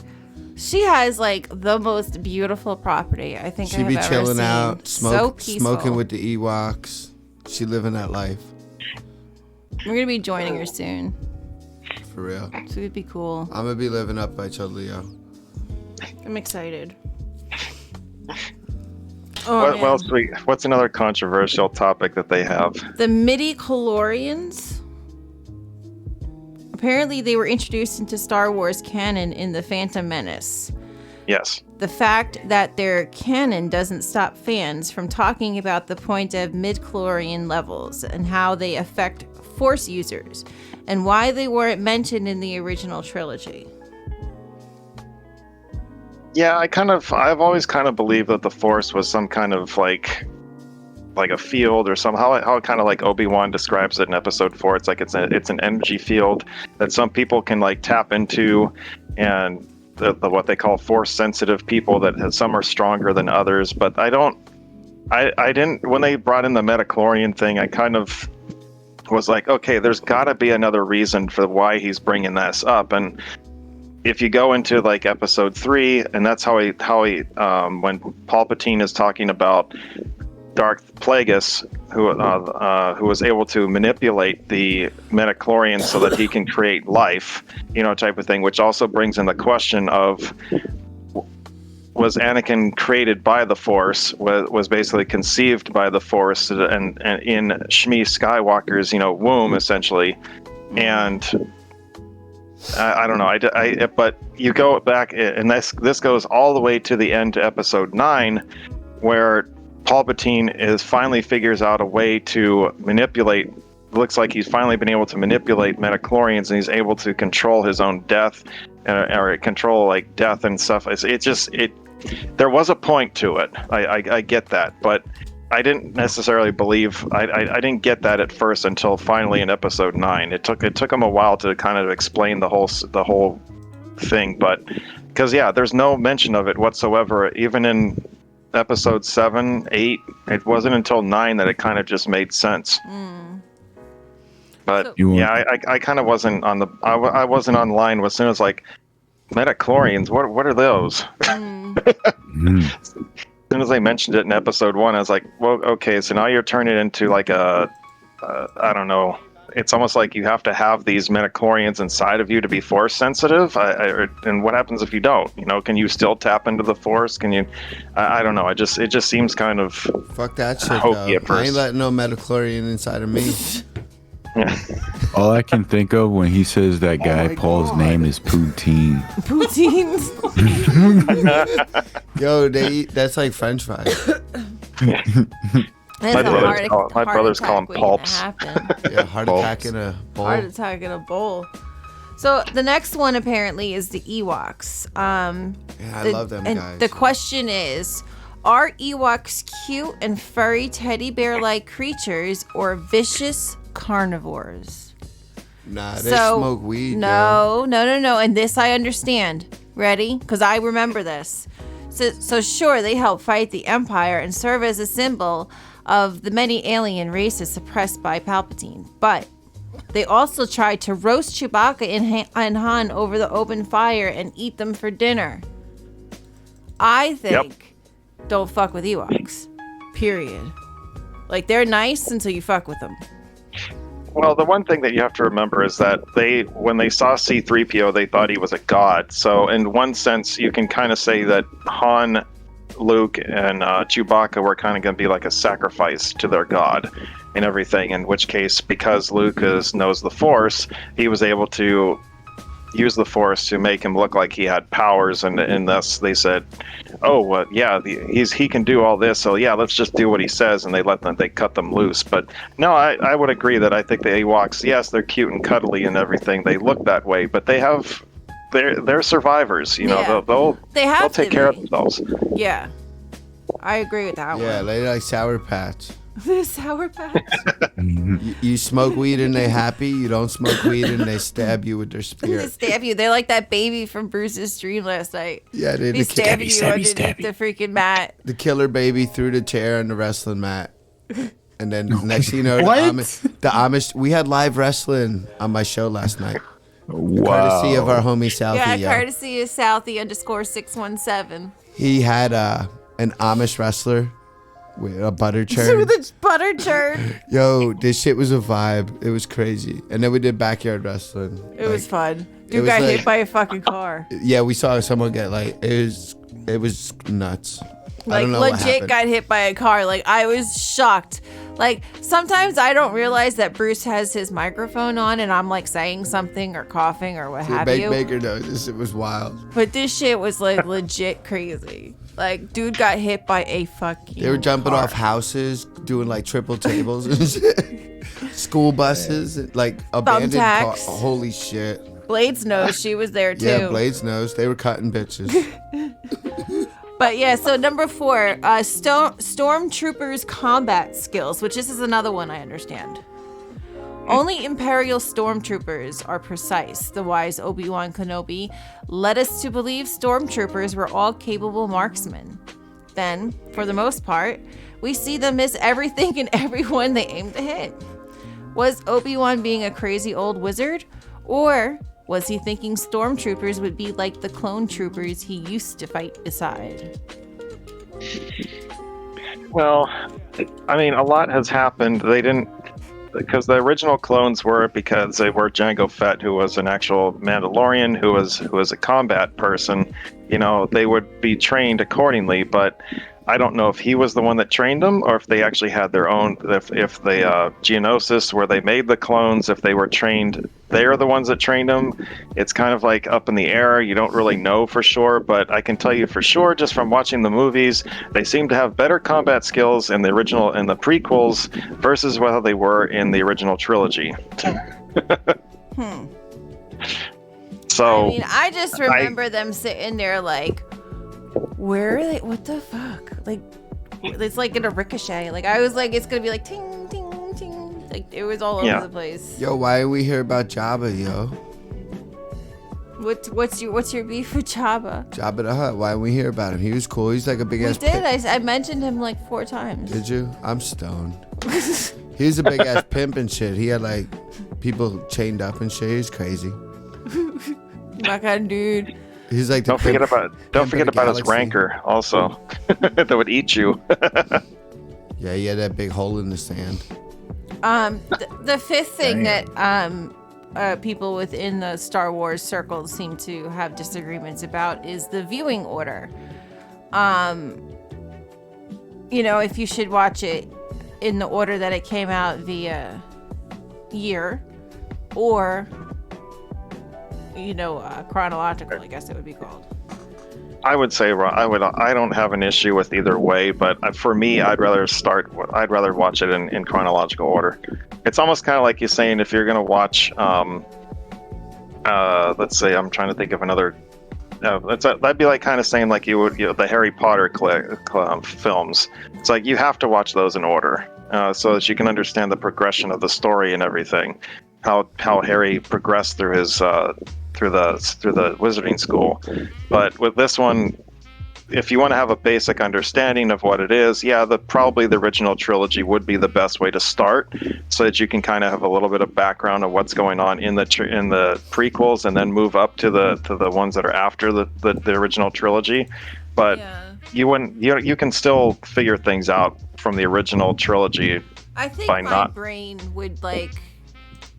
I mean, I think if Yeah, how do you know all this stuff? I was to. That's like a lot. But no, like if I was old enough to have watched it when it first came out, right? So that's episodes 4, 5, and 6. Yes. Right. So if I was to have been like that, then obviously you kind of really don't have much of a choice. But as somebody who would be like new, I would think that you would prefer that, like, because you have it all available to you now. So I would think that you would prefer to watch it in order. I just don't know how you could retain that much information. Well, if it's something you're passionate about. Actually, to be perfectly honest, I actually own a couple lightsabers in myself. So. Hells yeah. I actually recently, though not recently, probably about a year ago, maybe about 6 to 8 months. It's called Being a Geek. Yeah.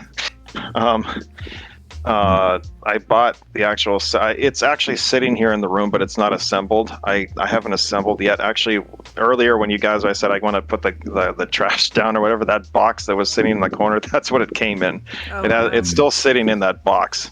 I haven't actually assembled it yet, but the other one that I'm looking, hopefully sometime later this year. The other one that I want to get is one called the Dark Saber, which if you watch the Mandalorian series, you'll understand what it is. But there was only one of these made in the entire Star Wars universe, and was basically it was how the Mandalorians determined who their leader was.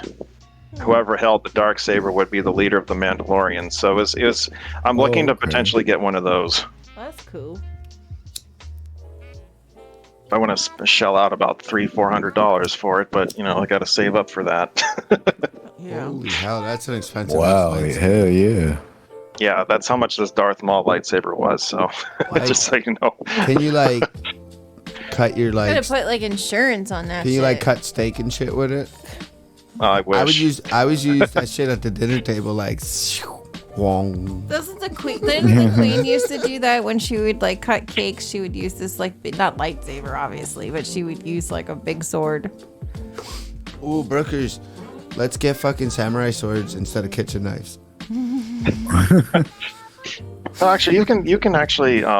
There's actually a website that I'm familiar with that I actually, when I went to a comic convention a few years ago, there was I think it's called Saber Forge. You can actually get some basic generic lightsabers. I think they're under $100. It's not too bad, and you can actually physically use them as weapons. They're pretty well made. I actually have one of those myself. I'm gonna look at this. I gotta see it. So while Bruce looks at that, number 6 would be the prequel trilogy. The merits of the prequel trilogy come up What's frequently. this place called? Saber Force. Up frequently Saber Forge, in conversations about Star Wars. Did we need to see the path of Anakin Skywalker from such a young age? Did Qui-Gon need to die so soon? Did Obi-Wan fail Anakin?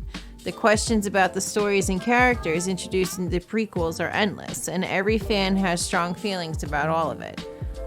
So, yeah. Apparently. Well, I mean, they had to. The simple fact that they started with Episode 4, they had to do the whole prequels. They had to. So it had to be with the whole story of. It had to be with the whole story of Anakin growing up. I mean, they had to. Why do you think that they did that, though? That was I think George Lucas's original plan. I think that he was. Now the 7, 8, and 9, I don't think were necessarily part of it. I knew he was event that was on his mind or something, but he originally made 4, 5, and 6 as his original. Then he was going to go back and make 1, 2, and 3 to tell the story, because I think he wanted to get the generic, or like the idea of what Star Wars was, just to see how it was going to, like, I guess, how it was going to like go, how people were going to accept it, or Reaction. whatever, how they were going to enjoy. Yeah, the reaction, exactly. And then from there, if it was very successful, then just go ahead and, hey, let's put the prequels together. I mean, I think he did it fine. I just wish, 1 and 2 could have been a little bit better. But Right. Is he still alive? yes, Yeah. Oh, okay. he's old, but yes. So I Many of don't you. know if I'm saying this right, but parsecs. hmm Did I say that right? Wait a minute. Yeah. Yo. So that's like a real laser. No, not it's for, a like, light. real. It's a light in like a tube that's inside a tube. You know, it has a battery and Like a everything that you can LED just charge it Well, with. no, It's 'cause it just don't have a tube, or is it like? no. It comes with one. You can that's just the basics. What you're looking at right there. That's what you're basically. What you're basically going to purchase is the actual saber, but then if you want to add the actual, there you go. If you want to add the actual light saber part, the saber part of it, then it costs a little bit more, but then you can get, there's like a couple of different lengths that you can get it. I think it's like 36 or 32 inches long, or so, just depending upon how big you want it to be and everything. And it's pretty cool. Yo, it looks highly made. Yo, like. Does it make noises? I've had a couple. My see. partner and I have had a couple lightsaber battles before with ours, but that stopped real quick because we were like, yeah, they're just more for show. So, does it make noises? You can. Or do you make the noises? Like, I used to have these like Power Ranger gloves, and it had these like buttons in the thumbs, and it was like Oh shit! and my aunt, I remember, I'll never forget my aunt. She put them on and she was like like walking around the house. It was cool though. We had like Actually, I morphing bought belt. I bought my partner an actual Darth Vader lightsaber. Oh really?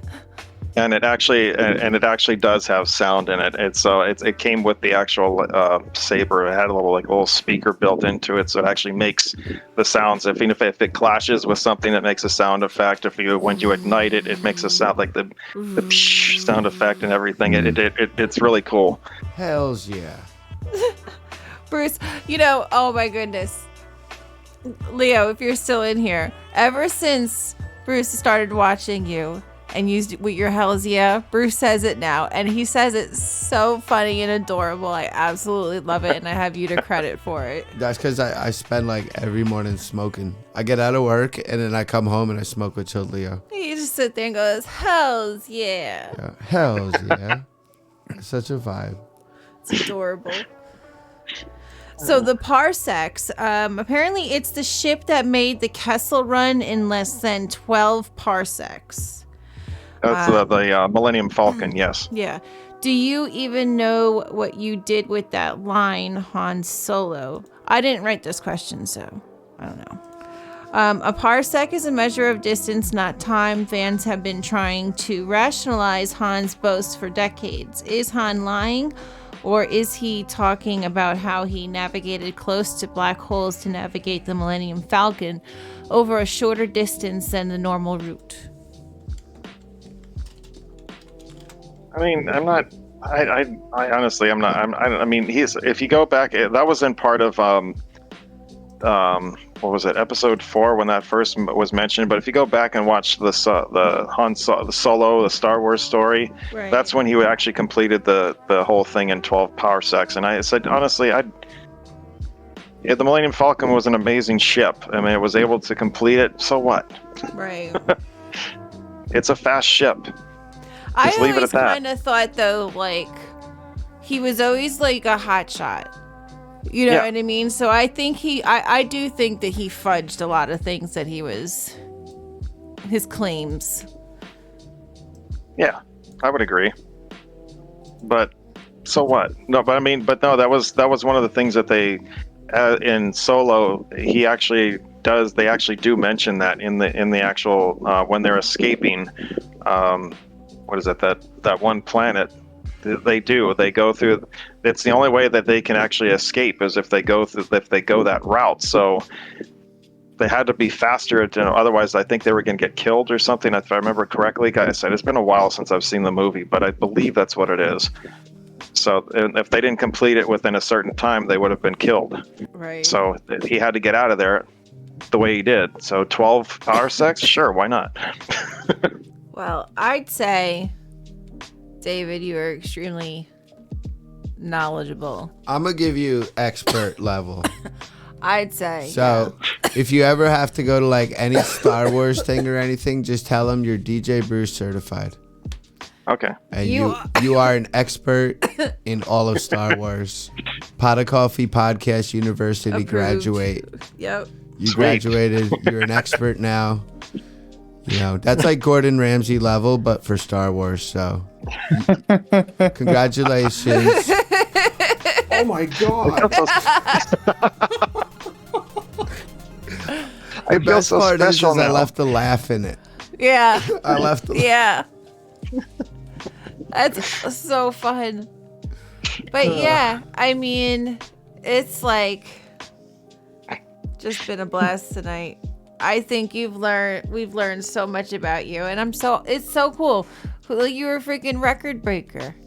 And not even that. And then you broke your own record again today. Now you have to resubmit this. And then you got to break your record again. Yeah, well, you know the ironic thing is on speedrun.com that I sent my original video 2 weeks ago, it's still pending approval. And now you got to send another. They're gonna think you're like cheating. Well, I mean, they get to you have to send them a video of you actually doing it. So it's run, not like, right? oh, it's not by word or anything. You actually have to have a recording or a stream or something that they can look at it and say, okay, yes, this person's actually legit. Their run is good. Okay, let's submit it and let's put it on our website saying this person has done this, type of thing. Plus, you have enough witnesses. I was there for the first time, so. Yeah, and then we were driving, I think. Y'all just tell him DJ Bruce saw it. And he says that he beat his record again. I was like, holy moly.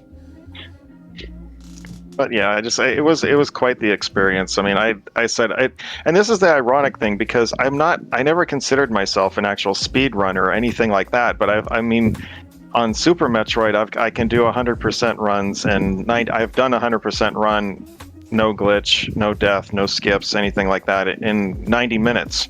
Game time. So but I can watch speedrunners do 100% things and they can do, their skill level is just so much faster. They can do things so much faster than mine. But then when I came to play this one, I said, well, I've gotten really close to beating this. The first time I got really close to it was just over an hour, and I said, you know what, I'm going to try to see if I can get it under an hour, and I'm just going to retire. I'm basically going to retire Rogue Dawn as I'm just done with it. So, but now that you broke them 2 records, aren't you chasing the dragon now, though? I'm that dragon. I'm the dragon. Oh No. God. No, I'm kidding. I'm teasing. Shots fired over somebody. Well, you got a high for it. You like hype. Now you like, ooh, I could do better. And you just want to do more and more and more and just whoop its ass. You know what I'm saying, though? Like, yeah, you're getting exactly. high on this win, yo. Get high. Yeah, on this is like- supply. It's never a good thing. No, I mean, that was the whole thing. Is like, and I saw when I did my run, it was like 58 minutes game time, and then I was like, okay, you know what? I'm just out of the blue, I'm gonna go on YouTube and see if I can find someone who did a world record and see what it is. And sure enough, the world record was like 56:49 or something like that game time. So I was like, I'm within reach here. Right. So I did a Oh. couple. So I was like, why not? Let's just give it a shot. And the next couple runs, I kept going through. I kept getting faster, a little bit faster. It was like I was knocking off like about 21, 22 seconds off my runs.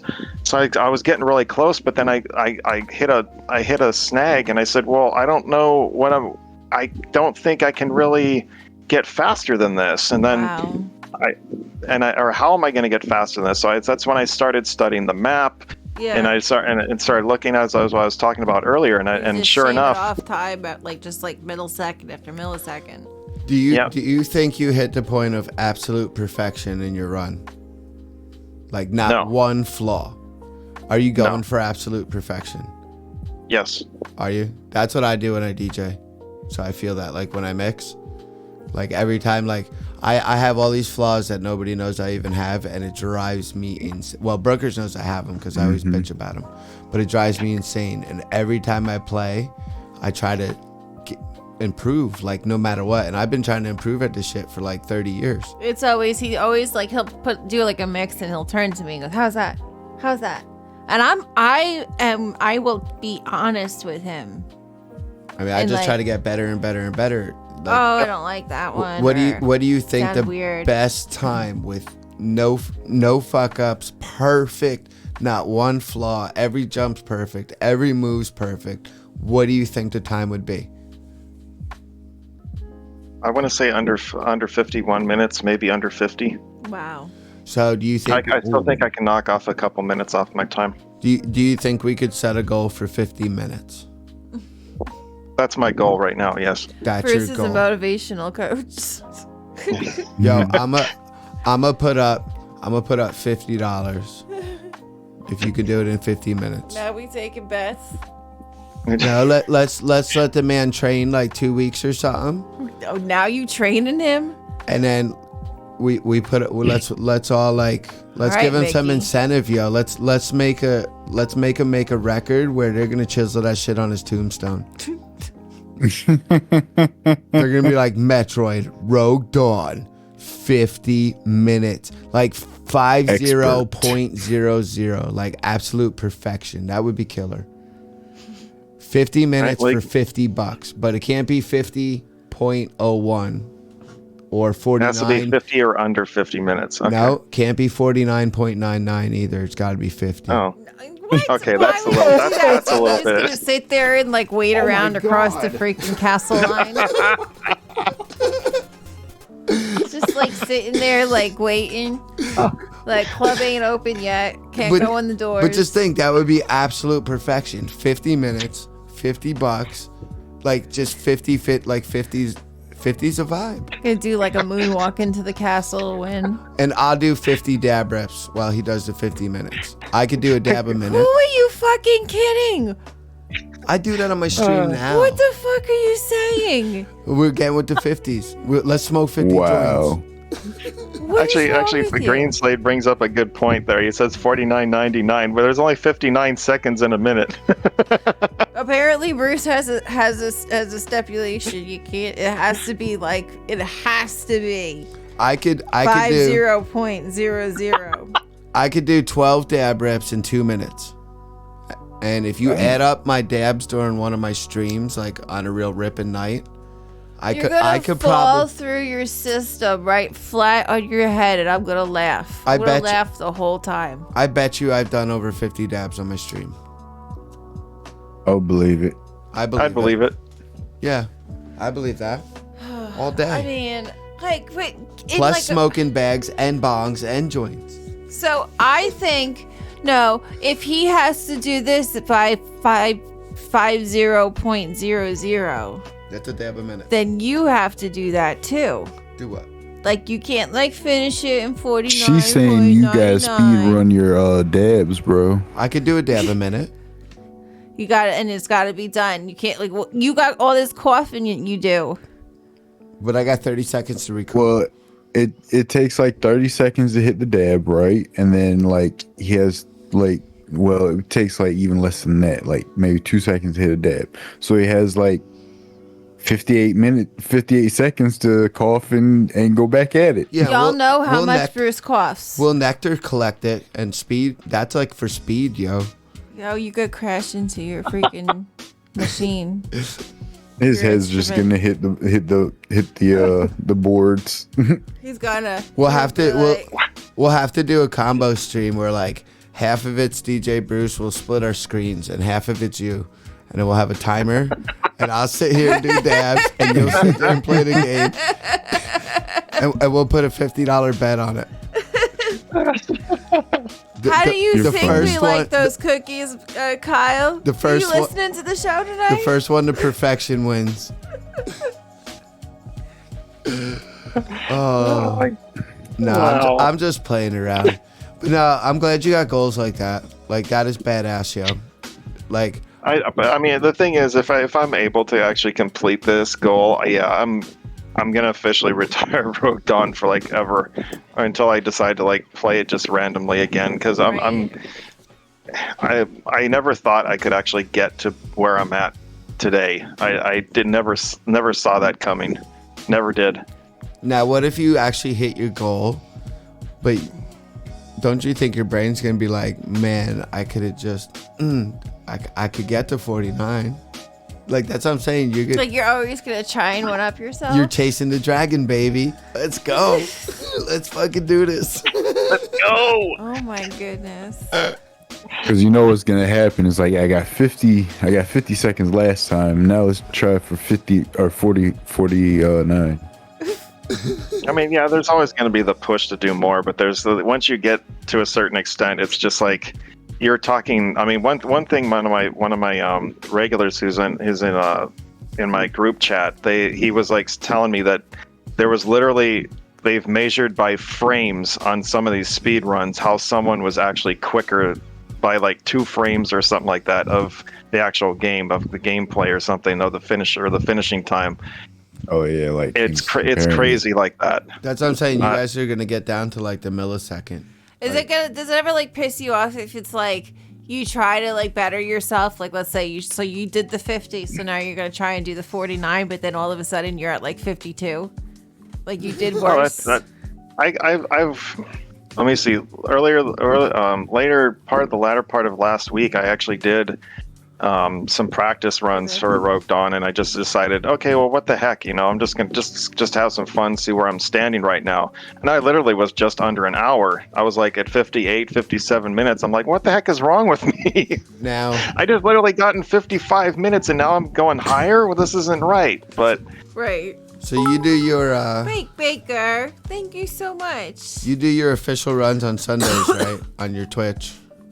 well, I mean, I stream on Saturdays and Sundays. Yes, I stream on at 8 a.m. Eastern on Saturdays and Sundays. But I think at this point, if I'm going to be doing Rogue Dawn speed runs, it's probably going to be if I'm going to do anything, it's going to be recorded.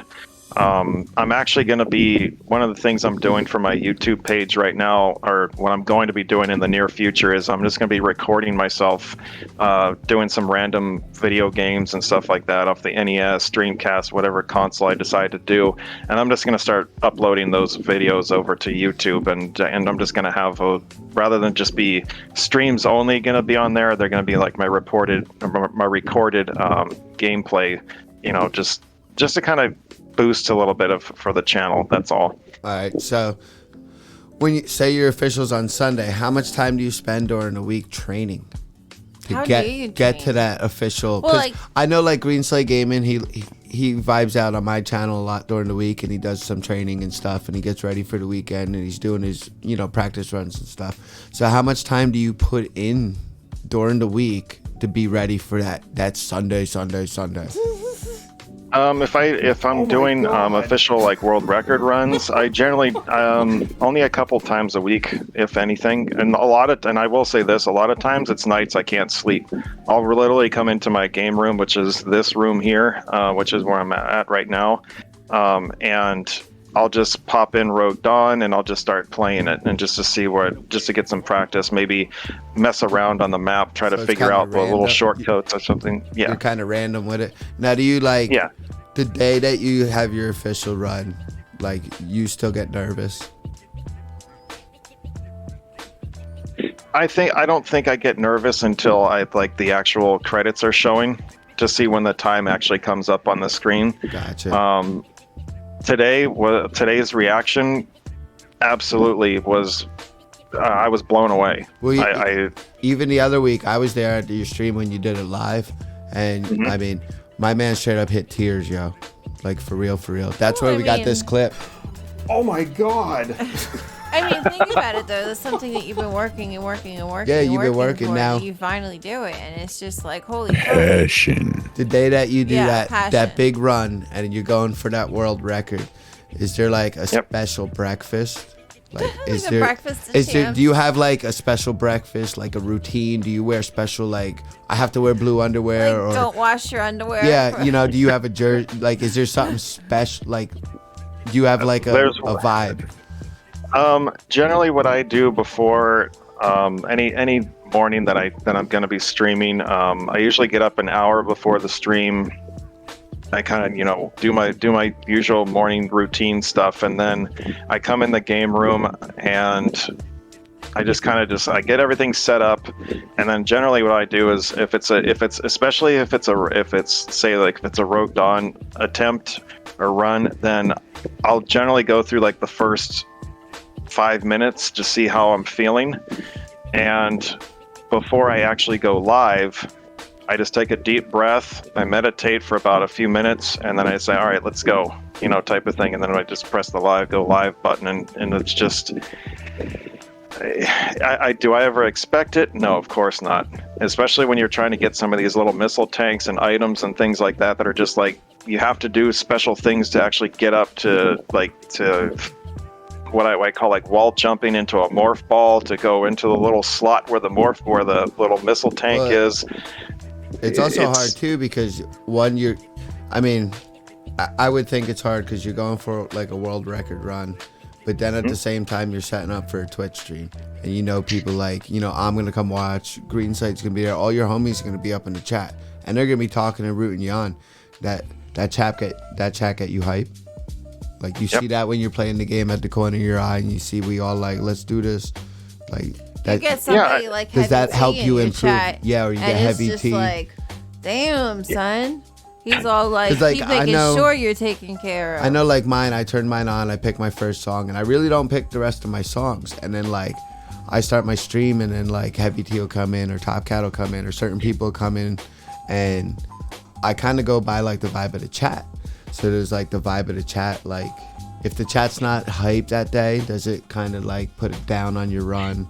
Or if the chat's, like, really rooting you on, does it, like, because I know it makes a big difference in what I do. I don't know if that makes a difference in, like, a gamer. Well, I would say for the most part, there are spots when I'm actually playing the game that I'm not actually really. But I will admit I completely ignore the chat because especially if it's like an item, a specific item that I'm really trying to get, and I just need to pay attention to what I'm doing. Then I'll just completely flat out ignore the chat. But if I'm like going in between areas where I'm in an elevator and stuff like that, oh yeah, no, absolutely. I absolutely adore reading the chat and seeing how people are, either vibing or telling me GGs or whatever that they're. So I've had others kind of just tell me like, well, why would you want to live stream it, and why would you want to do that? Well, wouldn't that be a distraction to you? Wouldn't you just rather just play the game by yourself and record yourself doing it? I said, to me, yes, I can do that. I can record myself doing that. That's never a problem. That's what I was getting at. Is it a distraction or is it a help? You know what I mean, though? I think, especially, like, it just really depends on the situation. I think if he's doing a run, and as long as he's not, and I think Twitch is set up that way where you can just throw up emotes rather than having to write something. So when you're seeing, like, your fires come up and, you can see the little GGs coming up and stuff. Well, even for me, like, I always, like, at first, it was hard for me to even do the chat. And when the chat starts really moving sometimes, for me, I was always worried about messing up the music. So it was like a balance. You know what I mean? So well, let me tell you this much. You can use it to your advantage, or you could use it as a distraction. To me, it's an advantage. You know what I mean? So I was. That's actually how I feel. That's actually how I feel. Because to me, it's like if I'm going to accomplish something, it's almost like kind of being like in a sporting event. Yeah. That's the best way I can describe it. I want my family to be there to watch. Through the chat, yo. Like, you really can. As a streamer and your chat starts moving and people are talking to you and them emotes are flying everywhere, like, you can feel that vibe come through that. Like, you can feel your people. Yeah, like, exactly. Actually, I was reading the chat right now, and Big Baker brought up a real funny moment. There was we're talking. This game actually has one of the biggest epic fails that I have ever in my video game history, and the sad thing is I deleted the clip by accident. Oh no. It's basically the end of the game. I was struggling to get through it and everything, and I had very little health left. And I get to the final part of the game, where if you ever play the Metroid games, it's about generally you go up an elevator at the end of the game. Well, at the end of this one, there are two little Metroids that are at the final part right before the elevator, and one latched onto me. And I said, you know what? I think I have enough health that I can actually make it. And sure enough, as soon as I start going up the elevator, I died. Oh God. See, yo, this is how Pot of Coffee do it, though. We hit you with them hard questions like Barbara Walters and I know, right? This is like 60 minutes with 1Forsaken Gaming. Oh my god. Well, folks, that's all we're got for tonight. I hope you guys enjoyed yourself. I know I did. This was such I know a I vibe. did. Thanks for being here. Reaching Yes, out. sir.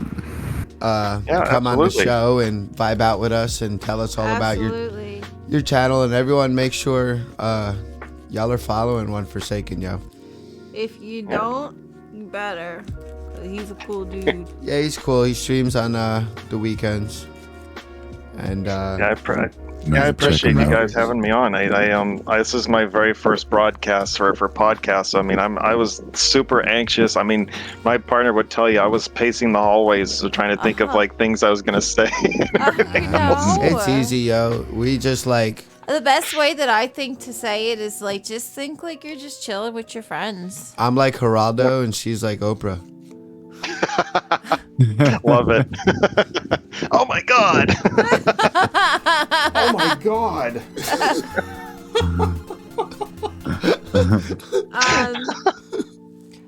So next week, same bat time, same bat channel. I'm gonna probably figure something out in a couple of days or so.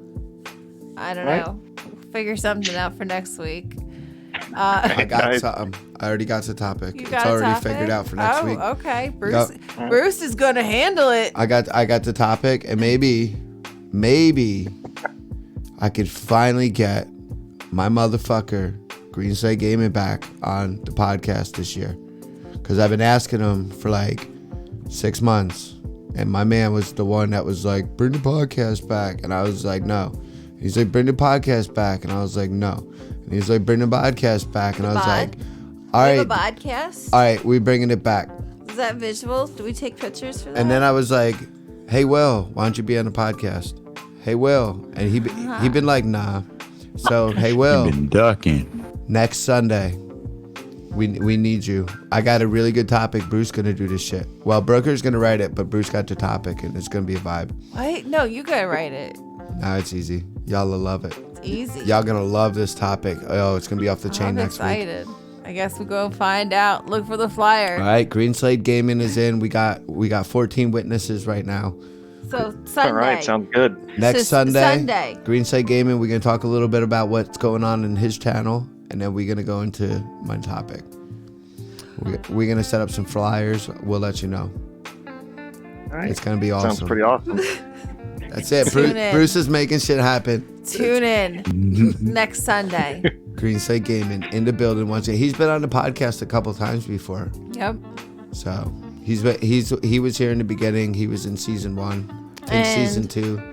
You can look at where you see the Pot of Coffee Stream Elements thing. The YouTubes and the Weed Tubes are up on there. Yeah, and actually Green Slate Gaming's And you can see our older videos from he'll our be past in season. our past seasons. Green Slate Gaming's in there. Everything's labeled and stuff. So y'all, they're funny. Green I Slate was Gaming's a listening great to- guest. I was listening So- to it the other day, Bruce, and it was so different. Yeah, it was a different. We grew over the years. So would this be like his podcast anniversary visit? I don't know. I don't know. 'Cause he said he's been in this since the beginning. This is his 3rd season, right? season 3. Yeah. Yeah, and he's I been in don't the think first season two. 3's So. ending. Yeah, I think season 3 should have ended I think it's like 6 months ago. season 3 and beyond. We're beyond Fast and the Furious franchise now. Yeah. Pot of Coffee podcast forever, yo. POC FNF We got fucking onesies now, yo. We big time. season 3, Infinity and Beyond. Oh my god.